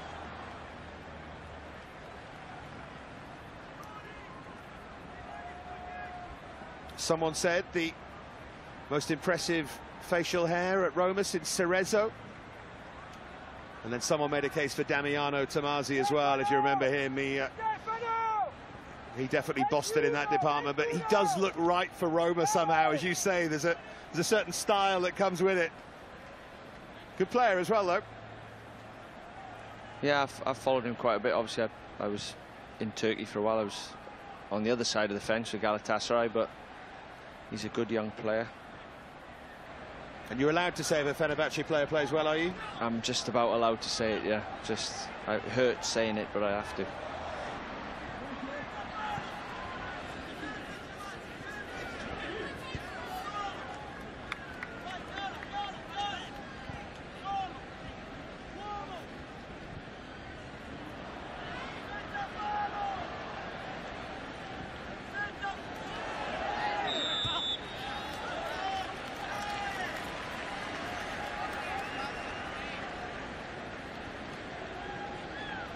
The challenge there in the end by Destro. It might take a set piece, by the looks of things, to get this game going. All the people at home trying to stay awake. I think that pre-season excitement keeps you going.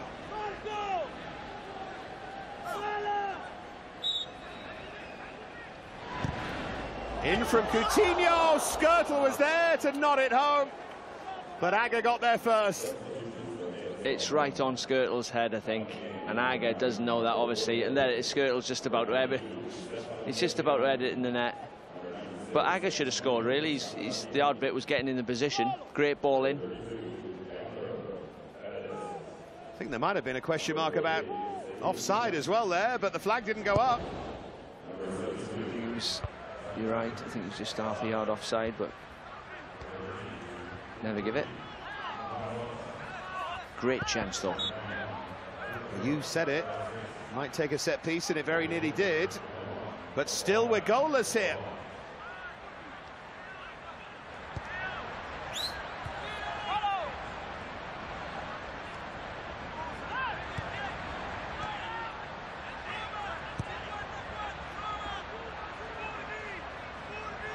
The ball just ran out of play there.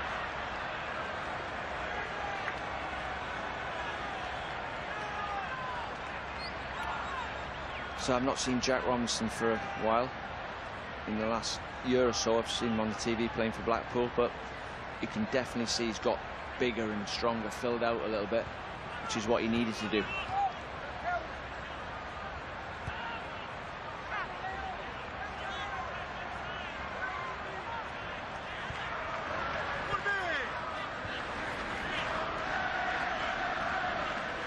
There's Romagnoli. Touch there by Emmanuelson. Hit long towards Destro. Now Borriello. Skirtle across to deal with him. He's had a good game, Skirtle, I think.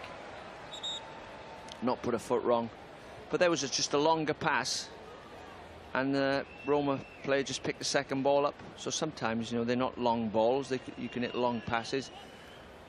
The goal Suarez scored against Newcastle at Anfield was a punt from the goalkeeper down the pitch. Flick on. Great goal. So sometimes it pays. So it's like... Also Kelly going off, and a chance for Connor Cody to make a pitch at first team football. He done great for Sheffield United last season. 21 though, he's getting to that age. If he is going to make it at Liverpool, it sort of needs to be now, doesn't it? But he's determined to do so. Well, these next 15 minutes or whatever's left, for 20 minutes,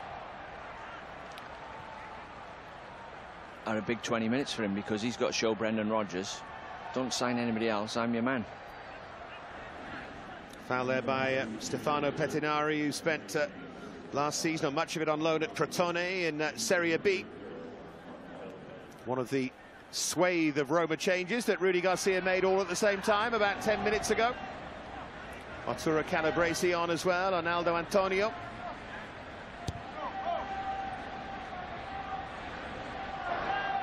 There's Robinson. Now Pedersen. Ushan got in the way.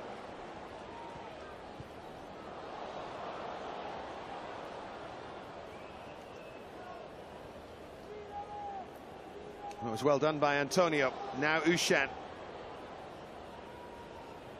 Here's Borriello. Now Sally Ushan. Shaped to shoot, nearly found a way through.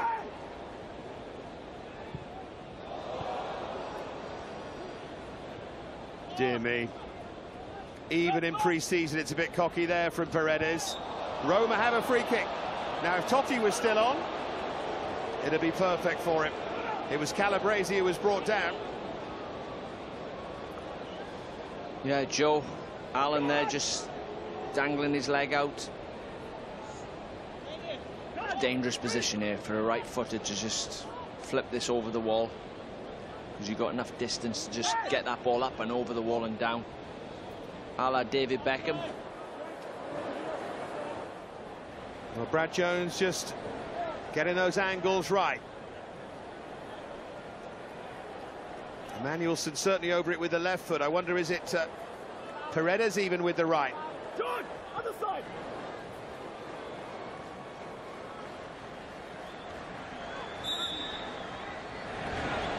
It is Emmanuelson who steps over, and it's driven at pace, and it was always flying high over the crossbar.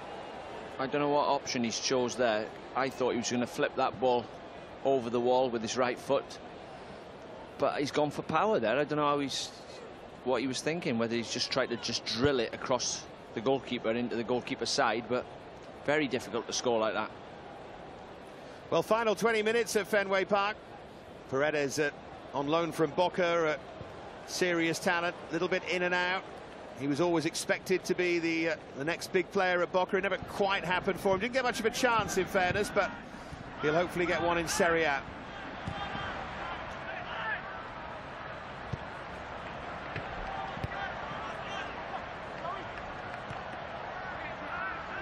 Talking of Boca, fascinating news, wasn't it, that the great Riquelme has gone back to Argentinos Juniors. He's going to play in the second division in Argentina next season, having left Boca. Back to where he started, as so many South American players do, but something almost poetic about the fading of a talent like that.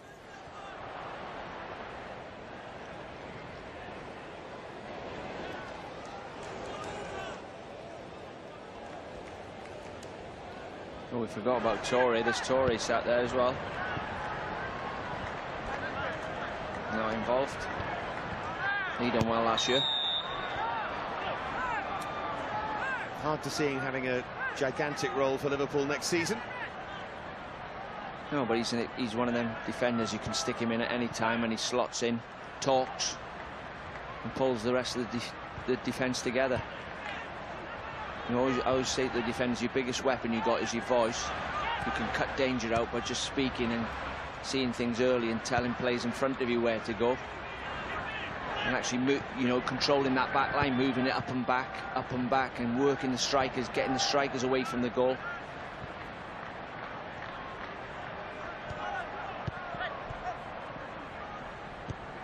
There's Agger. Here's Coutinho. Interesting that he stayed on, isn't it?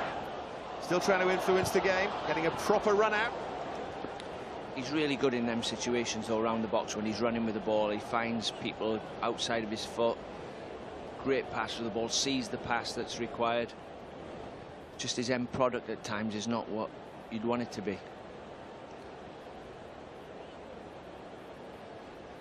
In your heart of hearts, then, next season, where you keep an eye out for them, where would you see Liverpool finishing?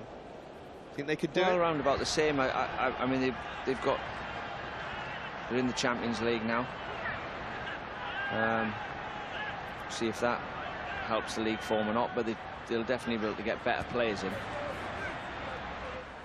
You know, you want to, of all the clubs in the world, if you've got options to sign for anybody, you know, I'm a bit biased, I haven't played for the club, but if there's an option to sign for any club and there's no excuses, they're in the Champions League and the wages are all the same, I'd recommend anybody signs for Liverpool. Playing at Anfield every week was the best moments of my career. Cleared away by Calabresi. Chance maybe for Roma to break. Pettinari thought he was fouled there. Coutinho's scurried back, though, to pick it up.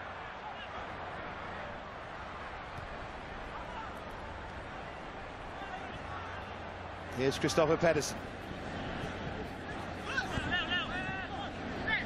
Jordan Ibe, who struggled to influence this game as he did the first two pre-season games.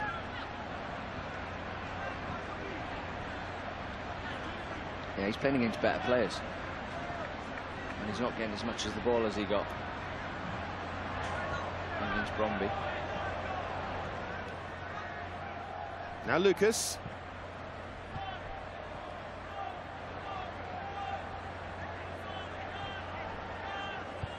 There's Balasha, the Romanian right-back. For the end. Oh dear, that's a confident call, Dean. Yeah, well, there's lots of good players on that pitch. There's lots gone off. But there's lots of good ones on there who can score goals. There's been lots of good players on the pitch for 75 minutes. Yeah, I know, but to keep some of these quiet for 90 minutes, difficult. Listen, I like the optimism. Let's go with that. 15 minutes to go. I'm trying to keep everyone awake. Here's Robinson. 15 minutes left. I think Dean Saunders just said we're going to get at least 3 goals, so stay tuned. 1, I said. Now Skirtle.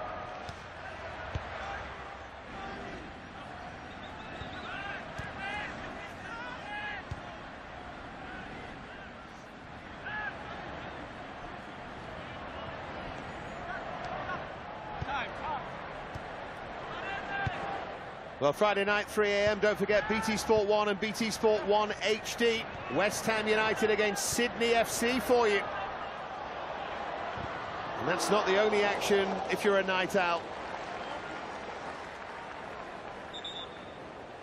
5:30 AM Saturday morning. Again, BT Sport 1 and 1 HD, Newcastle against Wellington Phoenix. All of that flying your way as we continue our big build-up to the Barclays Premier League season, as Jordan Ivey, who's probably learnt a great deal here, makes his way off, and on to replace him is Suso, still only 20 years of age. Jordan Henderson on as well. What a key player he's going to be, and what a key miss he was at the end of last season, towards the end, with that suspension too. Really grown into being a Liverpool player, Henderson. Yeah, I think he's one of them players that, as a manager, you love him. You ask him to play anywhere, do anything, he just gets on with the job, puts everything into every game. Doesn't have the quality of Coutinho on the ball, but he lets all the others do that, and he's prepared to sacrifice his own game just so that Brendan can get another flair player in the team, which is what happened last season, when obviously Sturridge's done better than everybody thought, and Suarez come back from suspension, and then you had to play the both of them, and Steven Gerrard. So Henderson was the one who said, right, and Lucas is similar, he'll do a job for the team.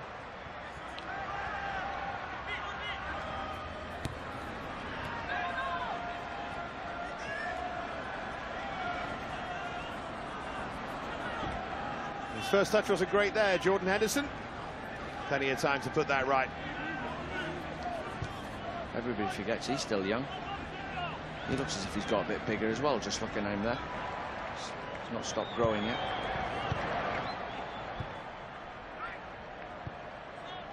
There's Calabresi.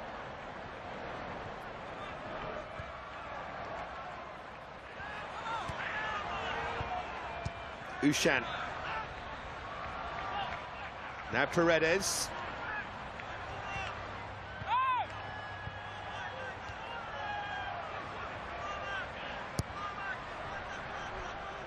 It's a fairly ambitious pass for Balasha. Robinson did well there. Still confident we're going to get a goal? Yeah, I was just thinking there, Brad Jones has not really had a lot to do, has he? But I'm still confident we're going to get a goal. Well, we've had 3 goalkeepers on, with Skorupski, Lobont and Jones, and I don't think any of them have made a save. I know Skorupski got across to parry away the Lambert shot, didn't he? That was probably going wide anyway. It has not been a game full of chances here at Fenway Park. Not many baseball matches finish 0-0.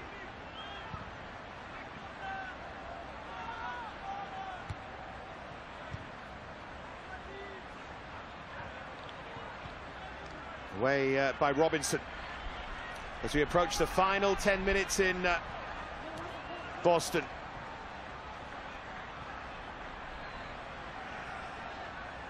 Here's Sanabria.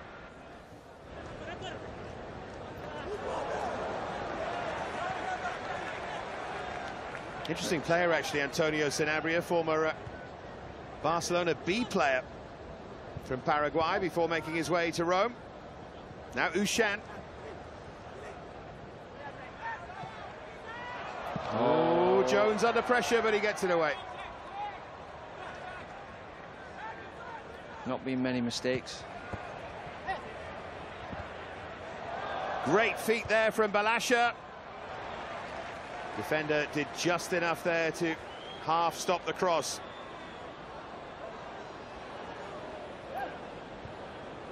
Great bit of skill there, Renasha, but not enough plays in the box.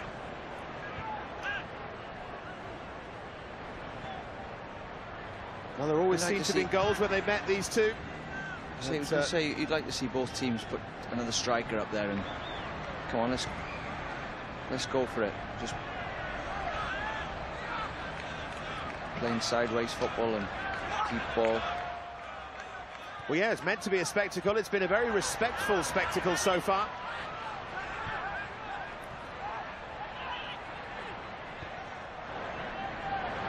Here's Agger. But it's so hard to judge these pre-season encounters.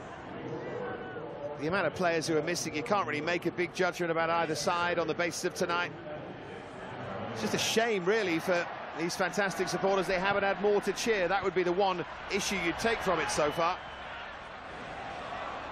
Yeah, I was at Chester Crew match at the weekend, and some young lad came up to me and said, Liverpool are getting beat at Preston. I said, it's not Liverpool.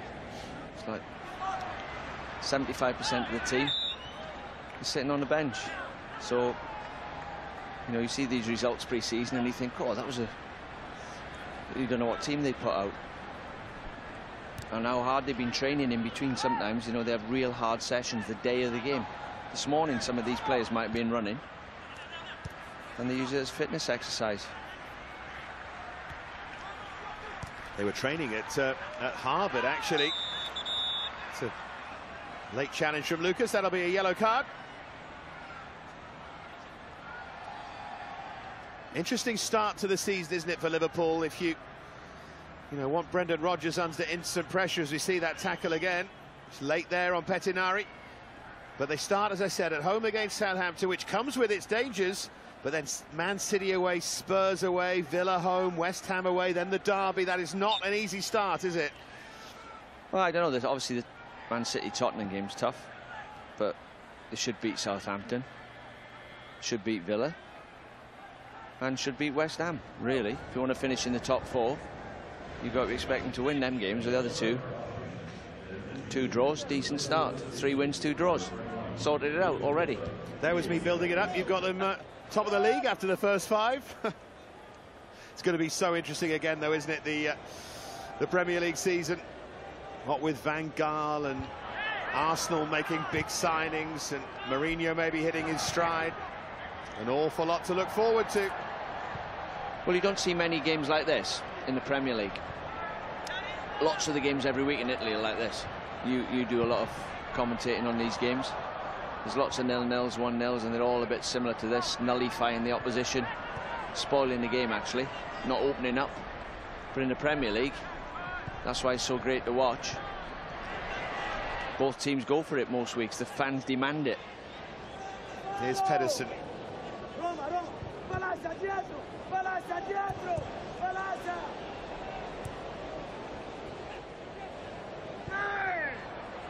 Adam Phillips is going to come on in a second. From Garstang in Lancashire. Another with a chance at the big time.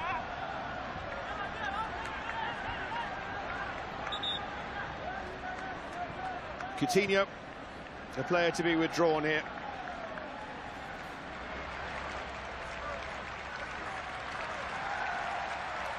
He gets a decent ovation, and he deserves it as well.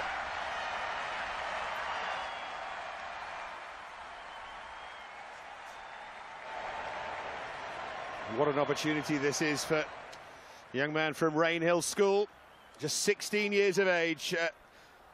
England under-16 international as well. Great moments for him. Looks 16 as well, doesn't he? Very nice to see that, though. 16. Must give everybody in his school a boost, that. Absolutely. And all the Liverpool Academy. All he needs to do now is to come on and score the winner. He's got 5 minutes. Retire then. If you get the winner at 16 for Liverpool.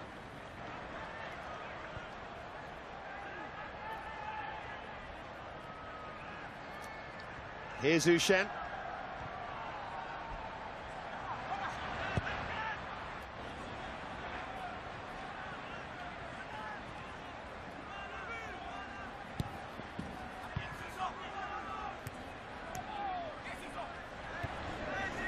Now Ushen again. Here's Destro. Well done, Skirtle again. He's had a great game. There's Phillips. Neat first touch from him. Not really matched by Henderson. He goes in to win it. It's going to be a yellow card for him. He threw himself into that challenge. And Henderson just trying to calm things down and help out the young man. That was an impetuous tackle, though, Dean. We didn't expect that from him. 16-year-old. It's a good sign, though. He's not overawed by anything. I know it's a good sign he's getting a yellow card, but at least he's gone in for the challenge. He's only seen the ball. Left the ground as well, yeah. You know, making that tackle. He's caught him with his trailing leg, I think. Yeah. That wouldn't have been good for the school. Yeah, Garcia is furious about that. And then has a little smile at Brendan Rodgers. I think Brendan Rodgers will probably show him the DVD of that and say, listen, some referees, if you play in the Premier League, would look at that differently if you leave the ground like that. He'd be that desperate to do something and get the ball, and he's just gone and dived in. Oh, no, you totally understand it, but, yeah. You know, good job he's got a friendly, smiling referee who clearly gave him a lecture and said, don't do it again. It's the right thing to do as well. Yeah, I'm pleased he's getting a game at 16, because like most of the players I played with, you ask them, when did you make your debut? Normally 17, 18. But it's got a bit older and older now. Sometimes it's 21, 20 before they play their first game. But I think at 17, 18, if you're good enough, in you go. You're never going to be strong as you are when you're 21, but if your brain can get you to the ball first, on you go. Yeah, why not? Plenty of players have made a huge impact at 18, certainly. How old were you then when you made your debut? Can you remember? 18. 18? Yeah. Charlton away. Toshak was the manager. Here goes Phillips, now a chance to make an impact. Oh, the throw-in's been given. Ball was out of play. Took a while to spot that.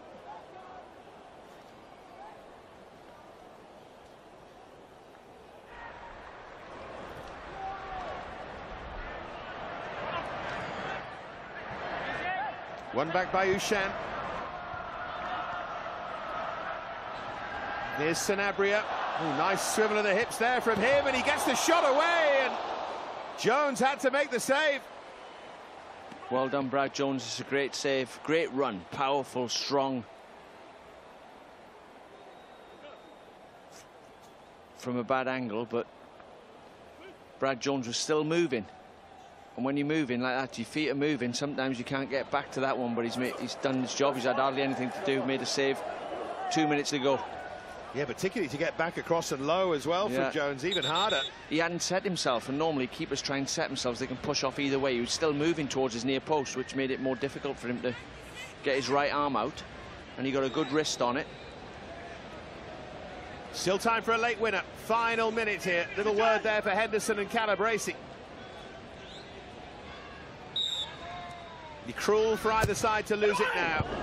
Lucas wins the header at the near post. Another chance, though, as it's shoveled wide by Ushan.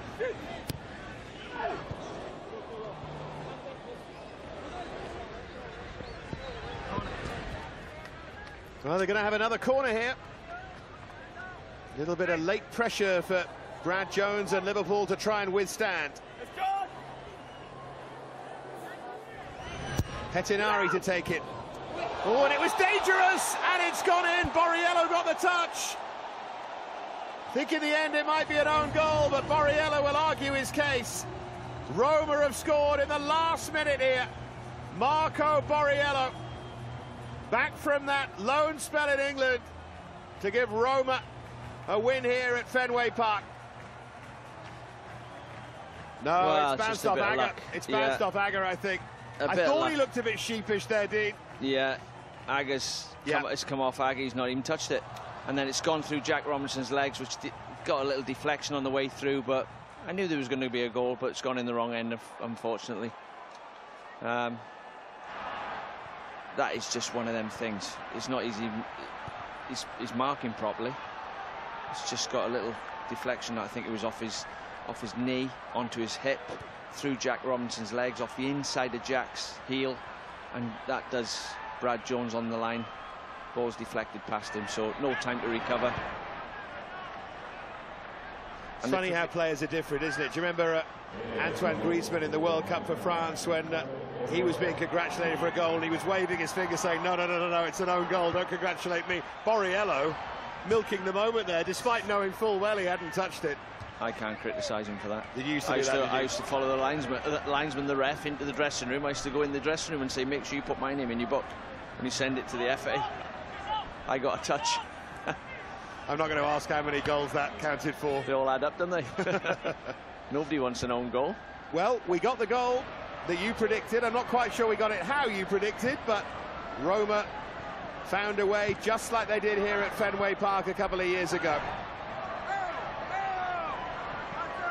It's the 6th competitive match between the two.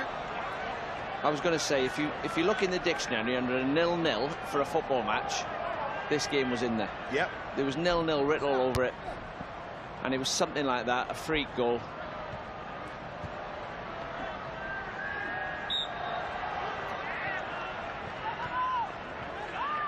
But the worst part of the night is Barini's injury, really, not the result. At least the fans have seen a goal.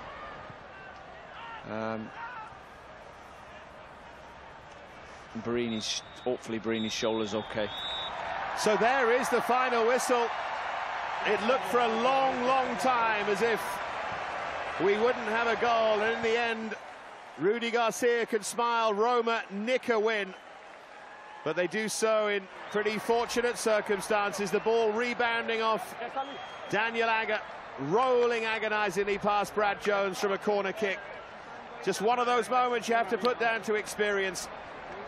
And Roma just sneaking home. They'll be thrilled with that. As for Liverpool, well, still plenty of big players to come back, of course. Brad Jones doesn't look too concerned by the defeat, does he? And Borriello, I think, felt he was the match winner, but I think knows deep down he's not the match winner. Well, that was an interesting little experiment, wasn't it, at Fenway Park? An interesting atmosphere too. But Roma getting another victory over Liverpool. Coming up, BT Sport 1 and 1 HD, pre-season friendly West Ham against Sydney FC, Friday night, 3 AM. And don't forget that FA Community Shield, Arsenal Man City, Sunday the 10th of August. So that's all to come. Well, tonight didn't provide the entertainment we might have hoped for, but plenty of little subplots to keep us interested. Roma grabbing the win right at the end with that Aga own goal. Hope you enjoyed it. Roma winning it by a 1-0 from Boston. Goodbye.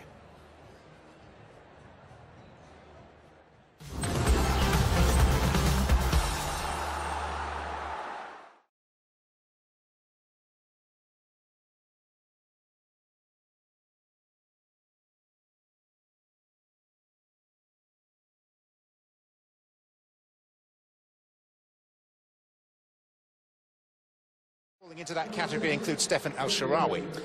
And yet you feel that some of the strength of Roma is in the midfield with Kevin Strootman and Nangle, and Strootman in particular.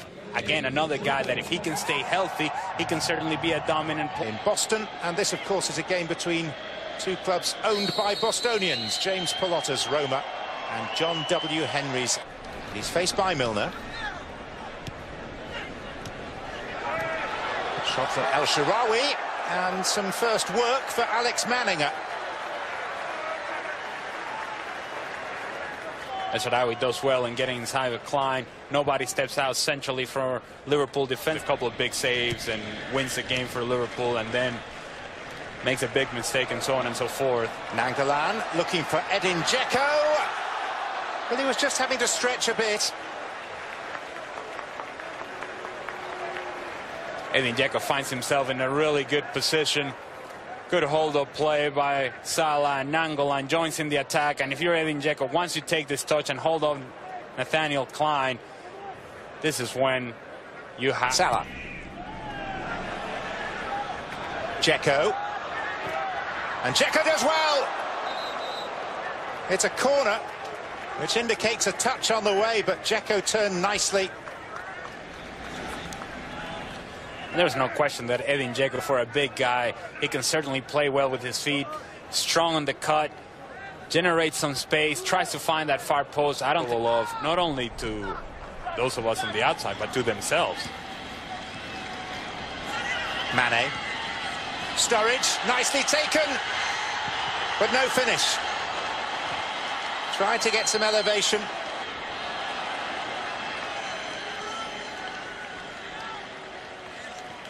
It's a good hold-up play initially by Sadio Mane, and Alisson, once he comes.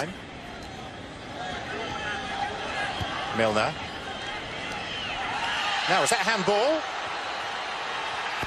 Ojo stoops to nod the ball into the net, but the referee had already had his say on that. It's not going to count. Wijnaldum pleading his case. Good. Firmino. And now Milner. And Sturridge.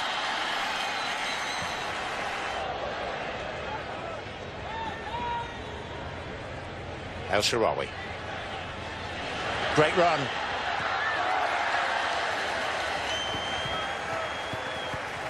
It's just too easy for El Shaarawy, and it's been a few times now that he's been able to get an inside position. Lovren goes to the right, Klavan goes to the right as well, opens up the middle.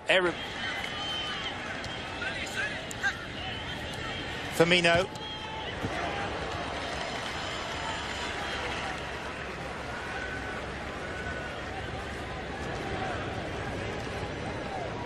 It'll be interesting to see how much of a role Roberto Firmino. The goalkeeper to Florenzi, the man who scored memorably against Barcelona in the Champions League from 50 yards last season.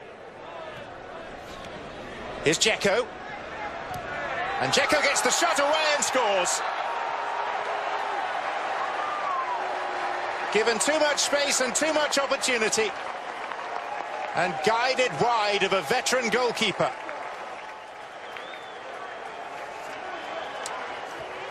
This is a sufficiently, maybe not, but this is a team that was in Champions League final 2 years ago. There's Emerson.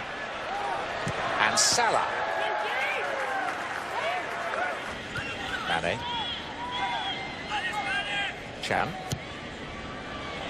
Helped in. And it was Sturridge who had the effort on goal. And Milner again. Just needed a touch from Firmino.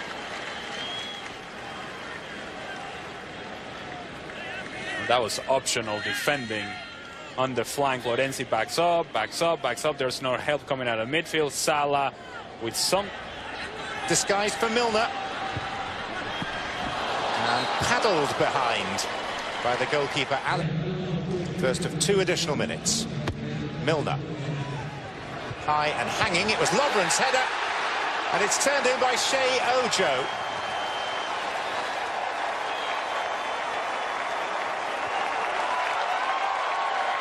Much acclaim from Liverpool supporters.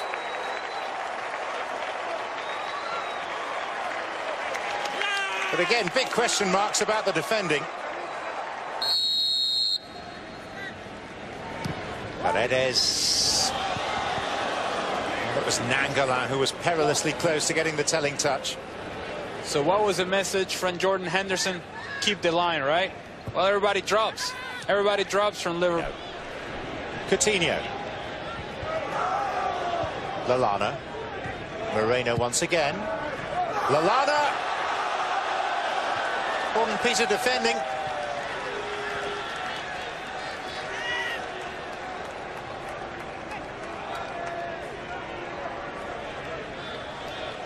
It's good work down the left-hand side by Leandro Paredes. Picking one out for Alessandro Florenzi. And there's Dzeko! And Salah! makes it 2-1 to Roma. Dzeko's initial effort wasn't so much saved by Mignolet, but just straight at him. But Salah first to react.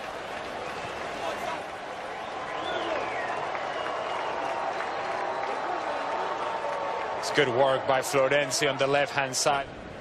Flurry of substitutions. It was Gerson.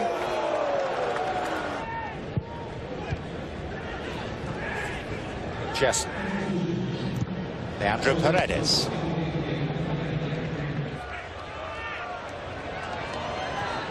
Roma to Totti.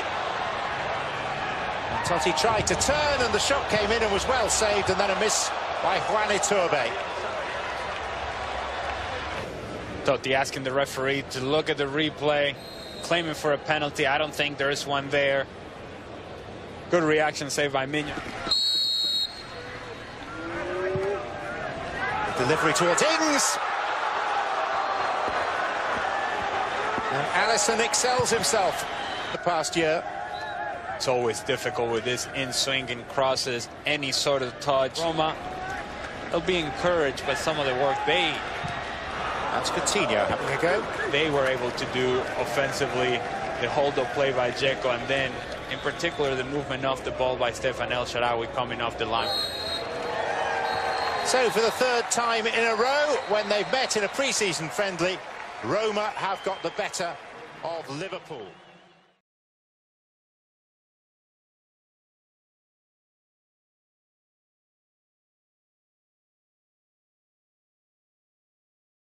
Are you in love with football? And what about sports betting? Do you want to earn really big money from it? Experts of Betfac prepare dozens of solid and safe predictions with high odds every day, so you can win a lot and stably. Just sign up through the link in the description and punish your bookie.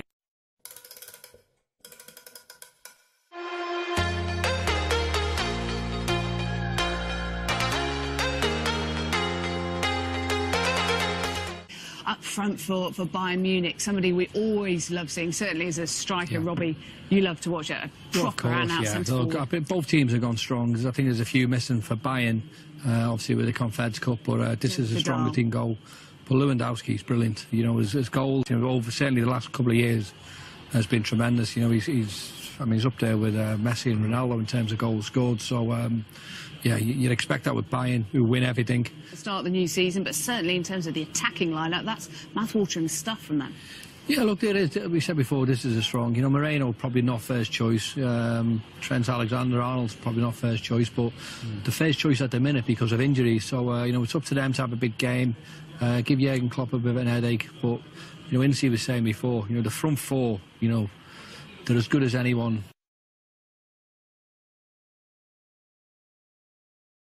These two, you would have thought. You'd think so. You'd think, especially with the way Liverpool have set up with the attacking four. Really interested to see Liverpool's front four this evening. Here's one of them, Firmino, with Mane on the outside, and Mane now in on the goalkeeper and in the back of the net. Don't leave the door open with this mob. They will make you pay. Jurgen Klopp back in Germany, and Sadio Mane back amongst the goals. Not 100% fit by his own admission, but he looks pretty sharp.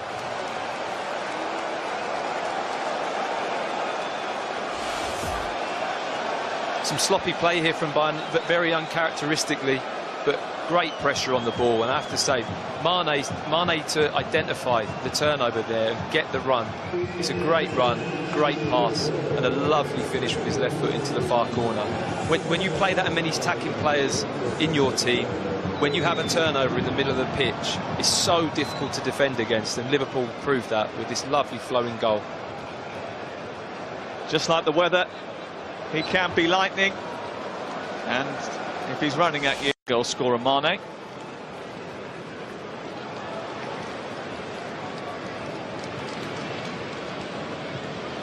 Good touch by Firmino. Moreno is scampering away. He has got support in the centre. Mo Salah is arriving, and it's a big save by Sven Ulrich. Well, that could have been real trouble for Bayern Munich. That would have been pretty embarrassing on their home patch. That's fabulous play from Liverpool. Great build-up play down the left-hand side. Lovely ball across from Mourinho. Just inch perfect for a one-touch effort, and he's gone to the near post. You just kind of feel if he could have tried to feed that into the far post there, Salah, he had a better chance of scoring. Here is Tolisso. Muller turning and shooting from distance, doesn't trouble Karius. And now Bayern Munich will be able to make the change. Do something there. All eyes are on Philippe Coutinho. It's Moreno who hits it, and it's stopped by the goalkeeper, who has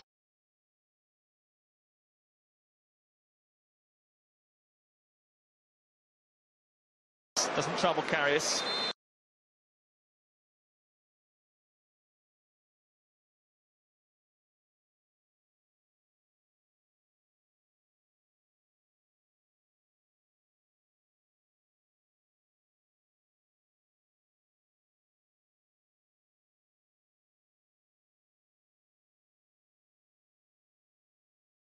With a back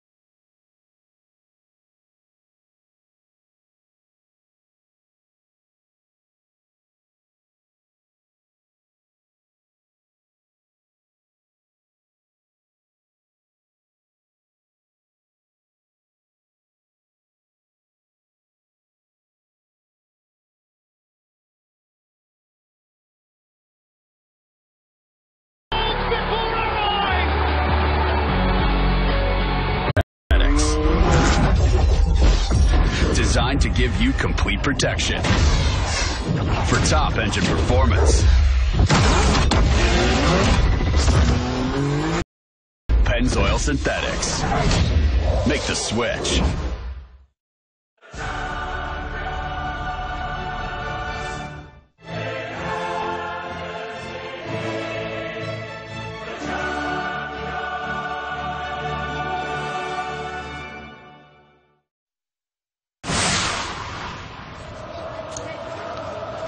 Inside the tunnel at Anfield, Liverpool and Roma is the first of the Champions League semi-finals. Tomorrow we will have Bayern Munich against Real Madrid. But for now, we take you to Anfield. Guy Mowbray and Clive.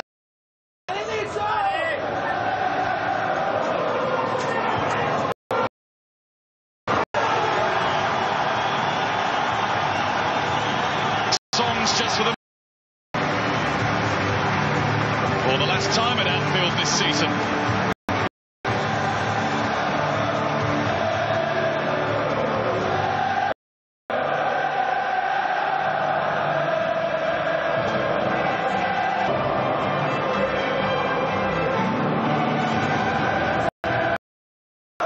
Firmino, Salah and Mane. Old boy, Mo Salah. Yeah, no surprise in there. Also the referee here for the first leg of the last 16 against Manchester City. They're going to be vitally important holding Liverpool's front three. Forensic. Edin Dzeko has scored 20 conjecture here. And he'll give a test to Andrew Robertson.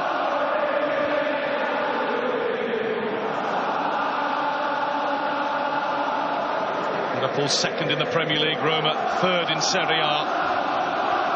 Fought by many.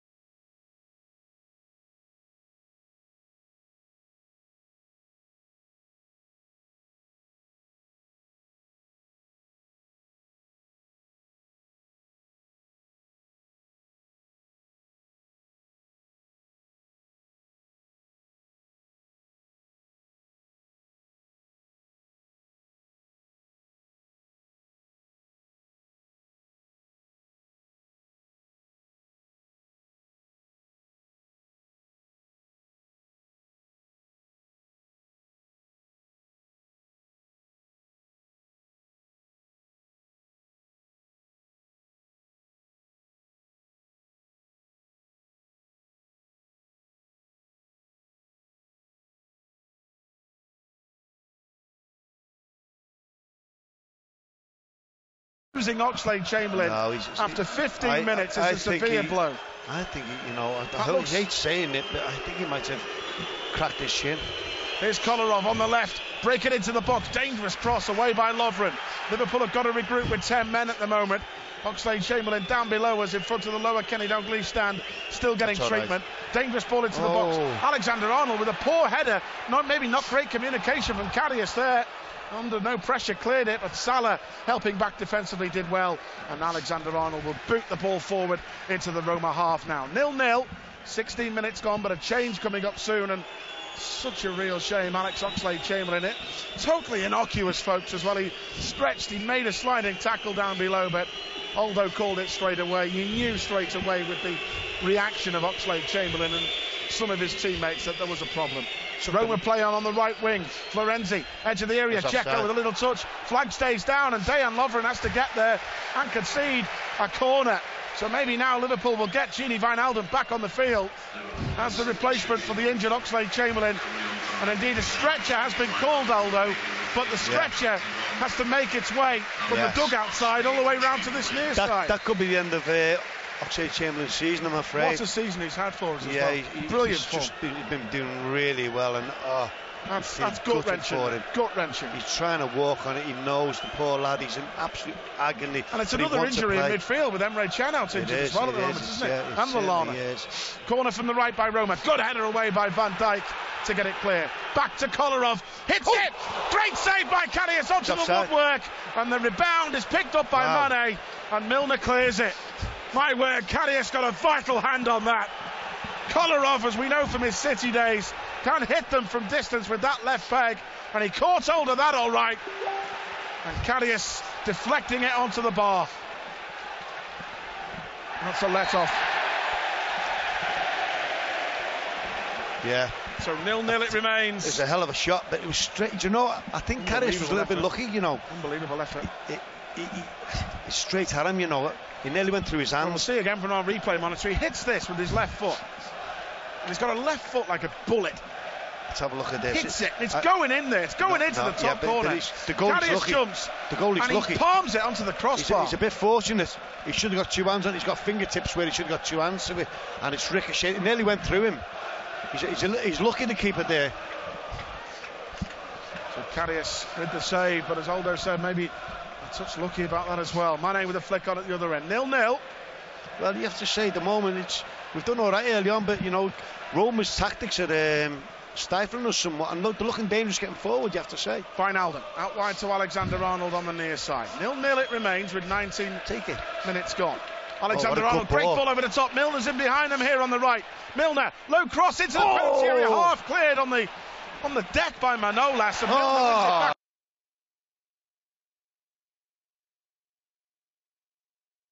Brilliantly on the right, and the referee says a foul by Milner. I'm not sure about that. We're not getting the run of the decisions with the referee and the linesman at the moment. Chance that though when Milner broke in the box, wasn't it? It's a lovely ball by Trent. It was a great run by Milner. But Oxlade-Chamberlain is being put onto the stretcher, and look at the big strapping Aldo by his right knee there. Yeah, it's not. I don't think it's his knee. I think it's on his ankle. I actually think he's in incredible pain. I think it's his shin. He's in real bad pain. The crowd applauding him. He'll get a great reception from the top. That is a sad sight by Alex Oxlade-Chamberlain. That we wish him all the best. I know Aldo fears the worst. Oh, you lucky man, yes. Roma come forward. Lovren gets it away. Ricochet into the Roma half. Manolas clears it away from Firmino. Roma win the ball back. De Rossi under pressure by Wijnaldum. Into Strootman. Roma get it wide again to the near side to Kolarov. Goes past Alexander-Arnold. Through ball to Dzeko. Good challenge from Van Dijk. Excellent challenge. Roma win it back as Oxlade-Chamberlain goes off in a stretcher right in front of the cop. They're pulling the strings a little bit in Kolarov, dangerous ball edge of the box. Now, dangerous cross comes in from Mundouche. Good save by They're Karius. pulling the strings a little bit in midfield. They're running the midfield at this moment in time. Robertson with the ball over the top, up towards Mane, cleared away by Roma, into the dugouts far side for a Liverpool throw. And also, what Kollarov's doing, he's playing on Lovren all the time. He's leaving Van Dijk and he's marking Lovren, so when the ball comes, he's on Lovren for headers, and any time the ball comes up to him, he's staying over this side and away from Van Dijk. 21 minutes gone, 0-0. But a severe blow, losing Oxlade-Chamberlain to what looks like a bad injury. That. Firmino with the through ball cut out by Mane, and Roma win it back again. Strootman in midfield, turns away from Milner, out wide, and here comes Kolarov with space, driving forward into the Liverpool half, the ex-Man City man. Good skill by Kolarov, goes past Henderson, into Nangalan. Early ball, Mane couldn't get there. Florenzi on the right, dangerous cross comes in, back post. Edin Dzeko, great chest down by the striker. On the left, just outside the penalty area, Dzeko forced backwards, but he still finds a white shirt. Roma with possession here, Manolas out wide to the right towards Florenzi. Early ball, cut out by Robertson. Robertson clears it away down the line for Liverpool. It's the first time I've seen the team with three at the back, actually dictators. Normally when teams play three at the back, I fancy because there's big holes down the side after the full backs, the wing backs, and at the moment their midfield controlling the game. Unfortunately, we've got to get closer to their midfield. Very good players, you have to say. The stretch has gone down the tunnel now. I could just see Jurgen went right up to Oxlade-Chamberlain, give him a little consoling words, a little pat on his head. We hope that's not as serious as what it looks. Now Roma coming forward on the near side. Good pressure by Salah, nearly winning it back off Jesus. Someone's got to get on midfield again. Someone's got to get on De Rossi, whether it's Firmino or someone. He's got so much space in the middle of the park. Kolarov, dangerous ball, played into the penalty area, overhit in the end, goes behind for a goal kick. So when they've got the ball, Firmino has got to mark De Rossi. He's got to stop him getting on the ball. It's a major problem for us, and then the middle of the park, we've got to get tight to them, otherwise they're going to take the game away from us here in the first half. 23 minutes gone, 0-0. Karius tipping a Kolarov effort onto the bar in front of the Kop.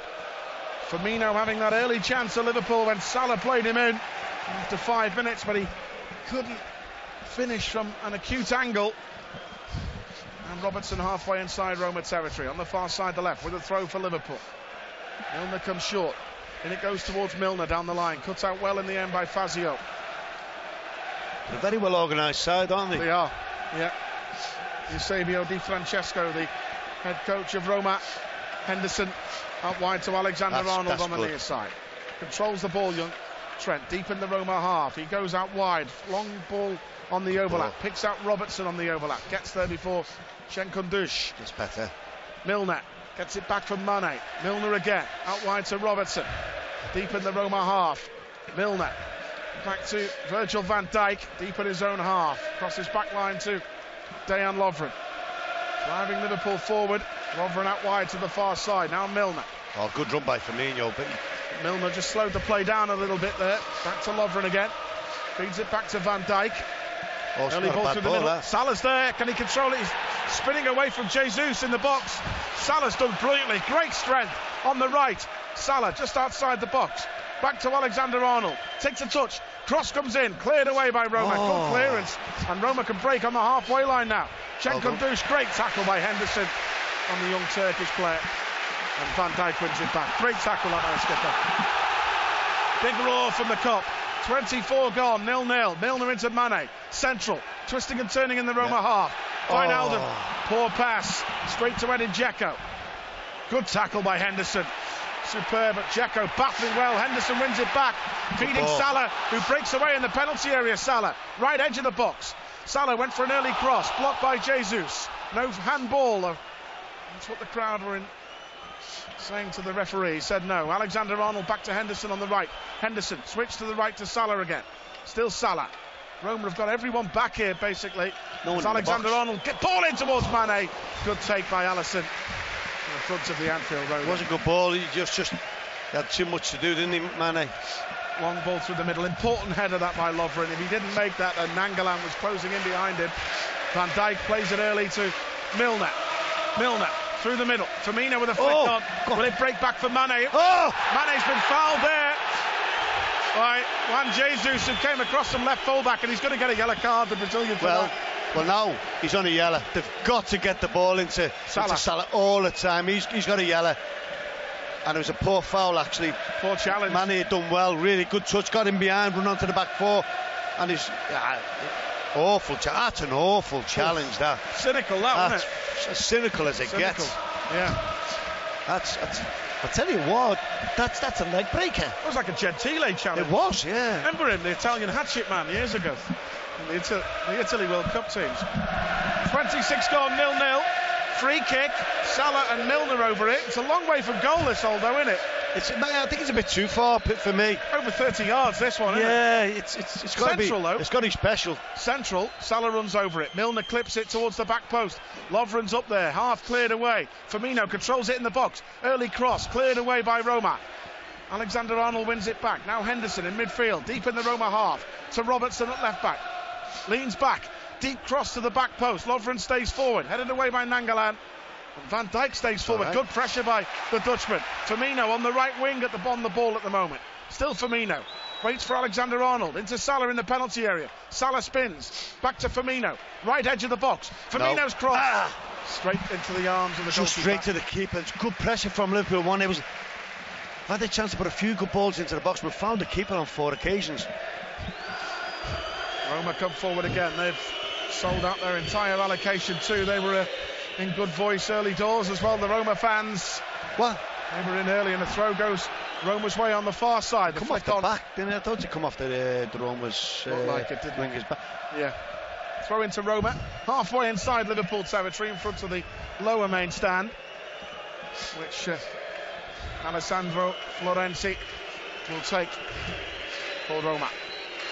If you look at omens, by the way, in the 84 European Cup final, Roma at home wore white, Liverpool wore red. But here's Kolarov, whips the ball in the net, cleared away. I love it. So far, Roma well organised. They've already hit what a touch! Firmino, great skill. Mane's away! Mane's beaten Fazio! Mane clean through a goal! Oh, no! Blaze is over! Oh, what a chance! It was actually similar to Everton, in the league game here, wasn't it? When Mane's running in and goal, he's got Salah to his right-hand side. Yeah. Mane, for once, just like the composure in front of goal. It's a glorious chance. Great play from Firmino, does brilliant here. And then he does great by Mane, getting across the defender. Salah's offside, so he can't. Oh, gee, he could have gone round the keeper. He actually could have gone round the keeper and committed himself to the dive. He put it over the crossbar, Sadio Mane. Big chance, but a good sign in the sense that Mane has got the beating of his fullback. Salah with a through ball. What a pass! Firmino's in on the right, quickly charged down. Firmino turns his man inside out. Square to Mane! Put it over again! Huge chance.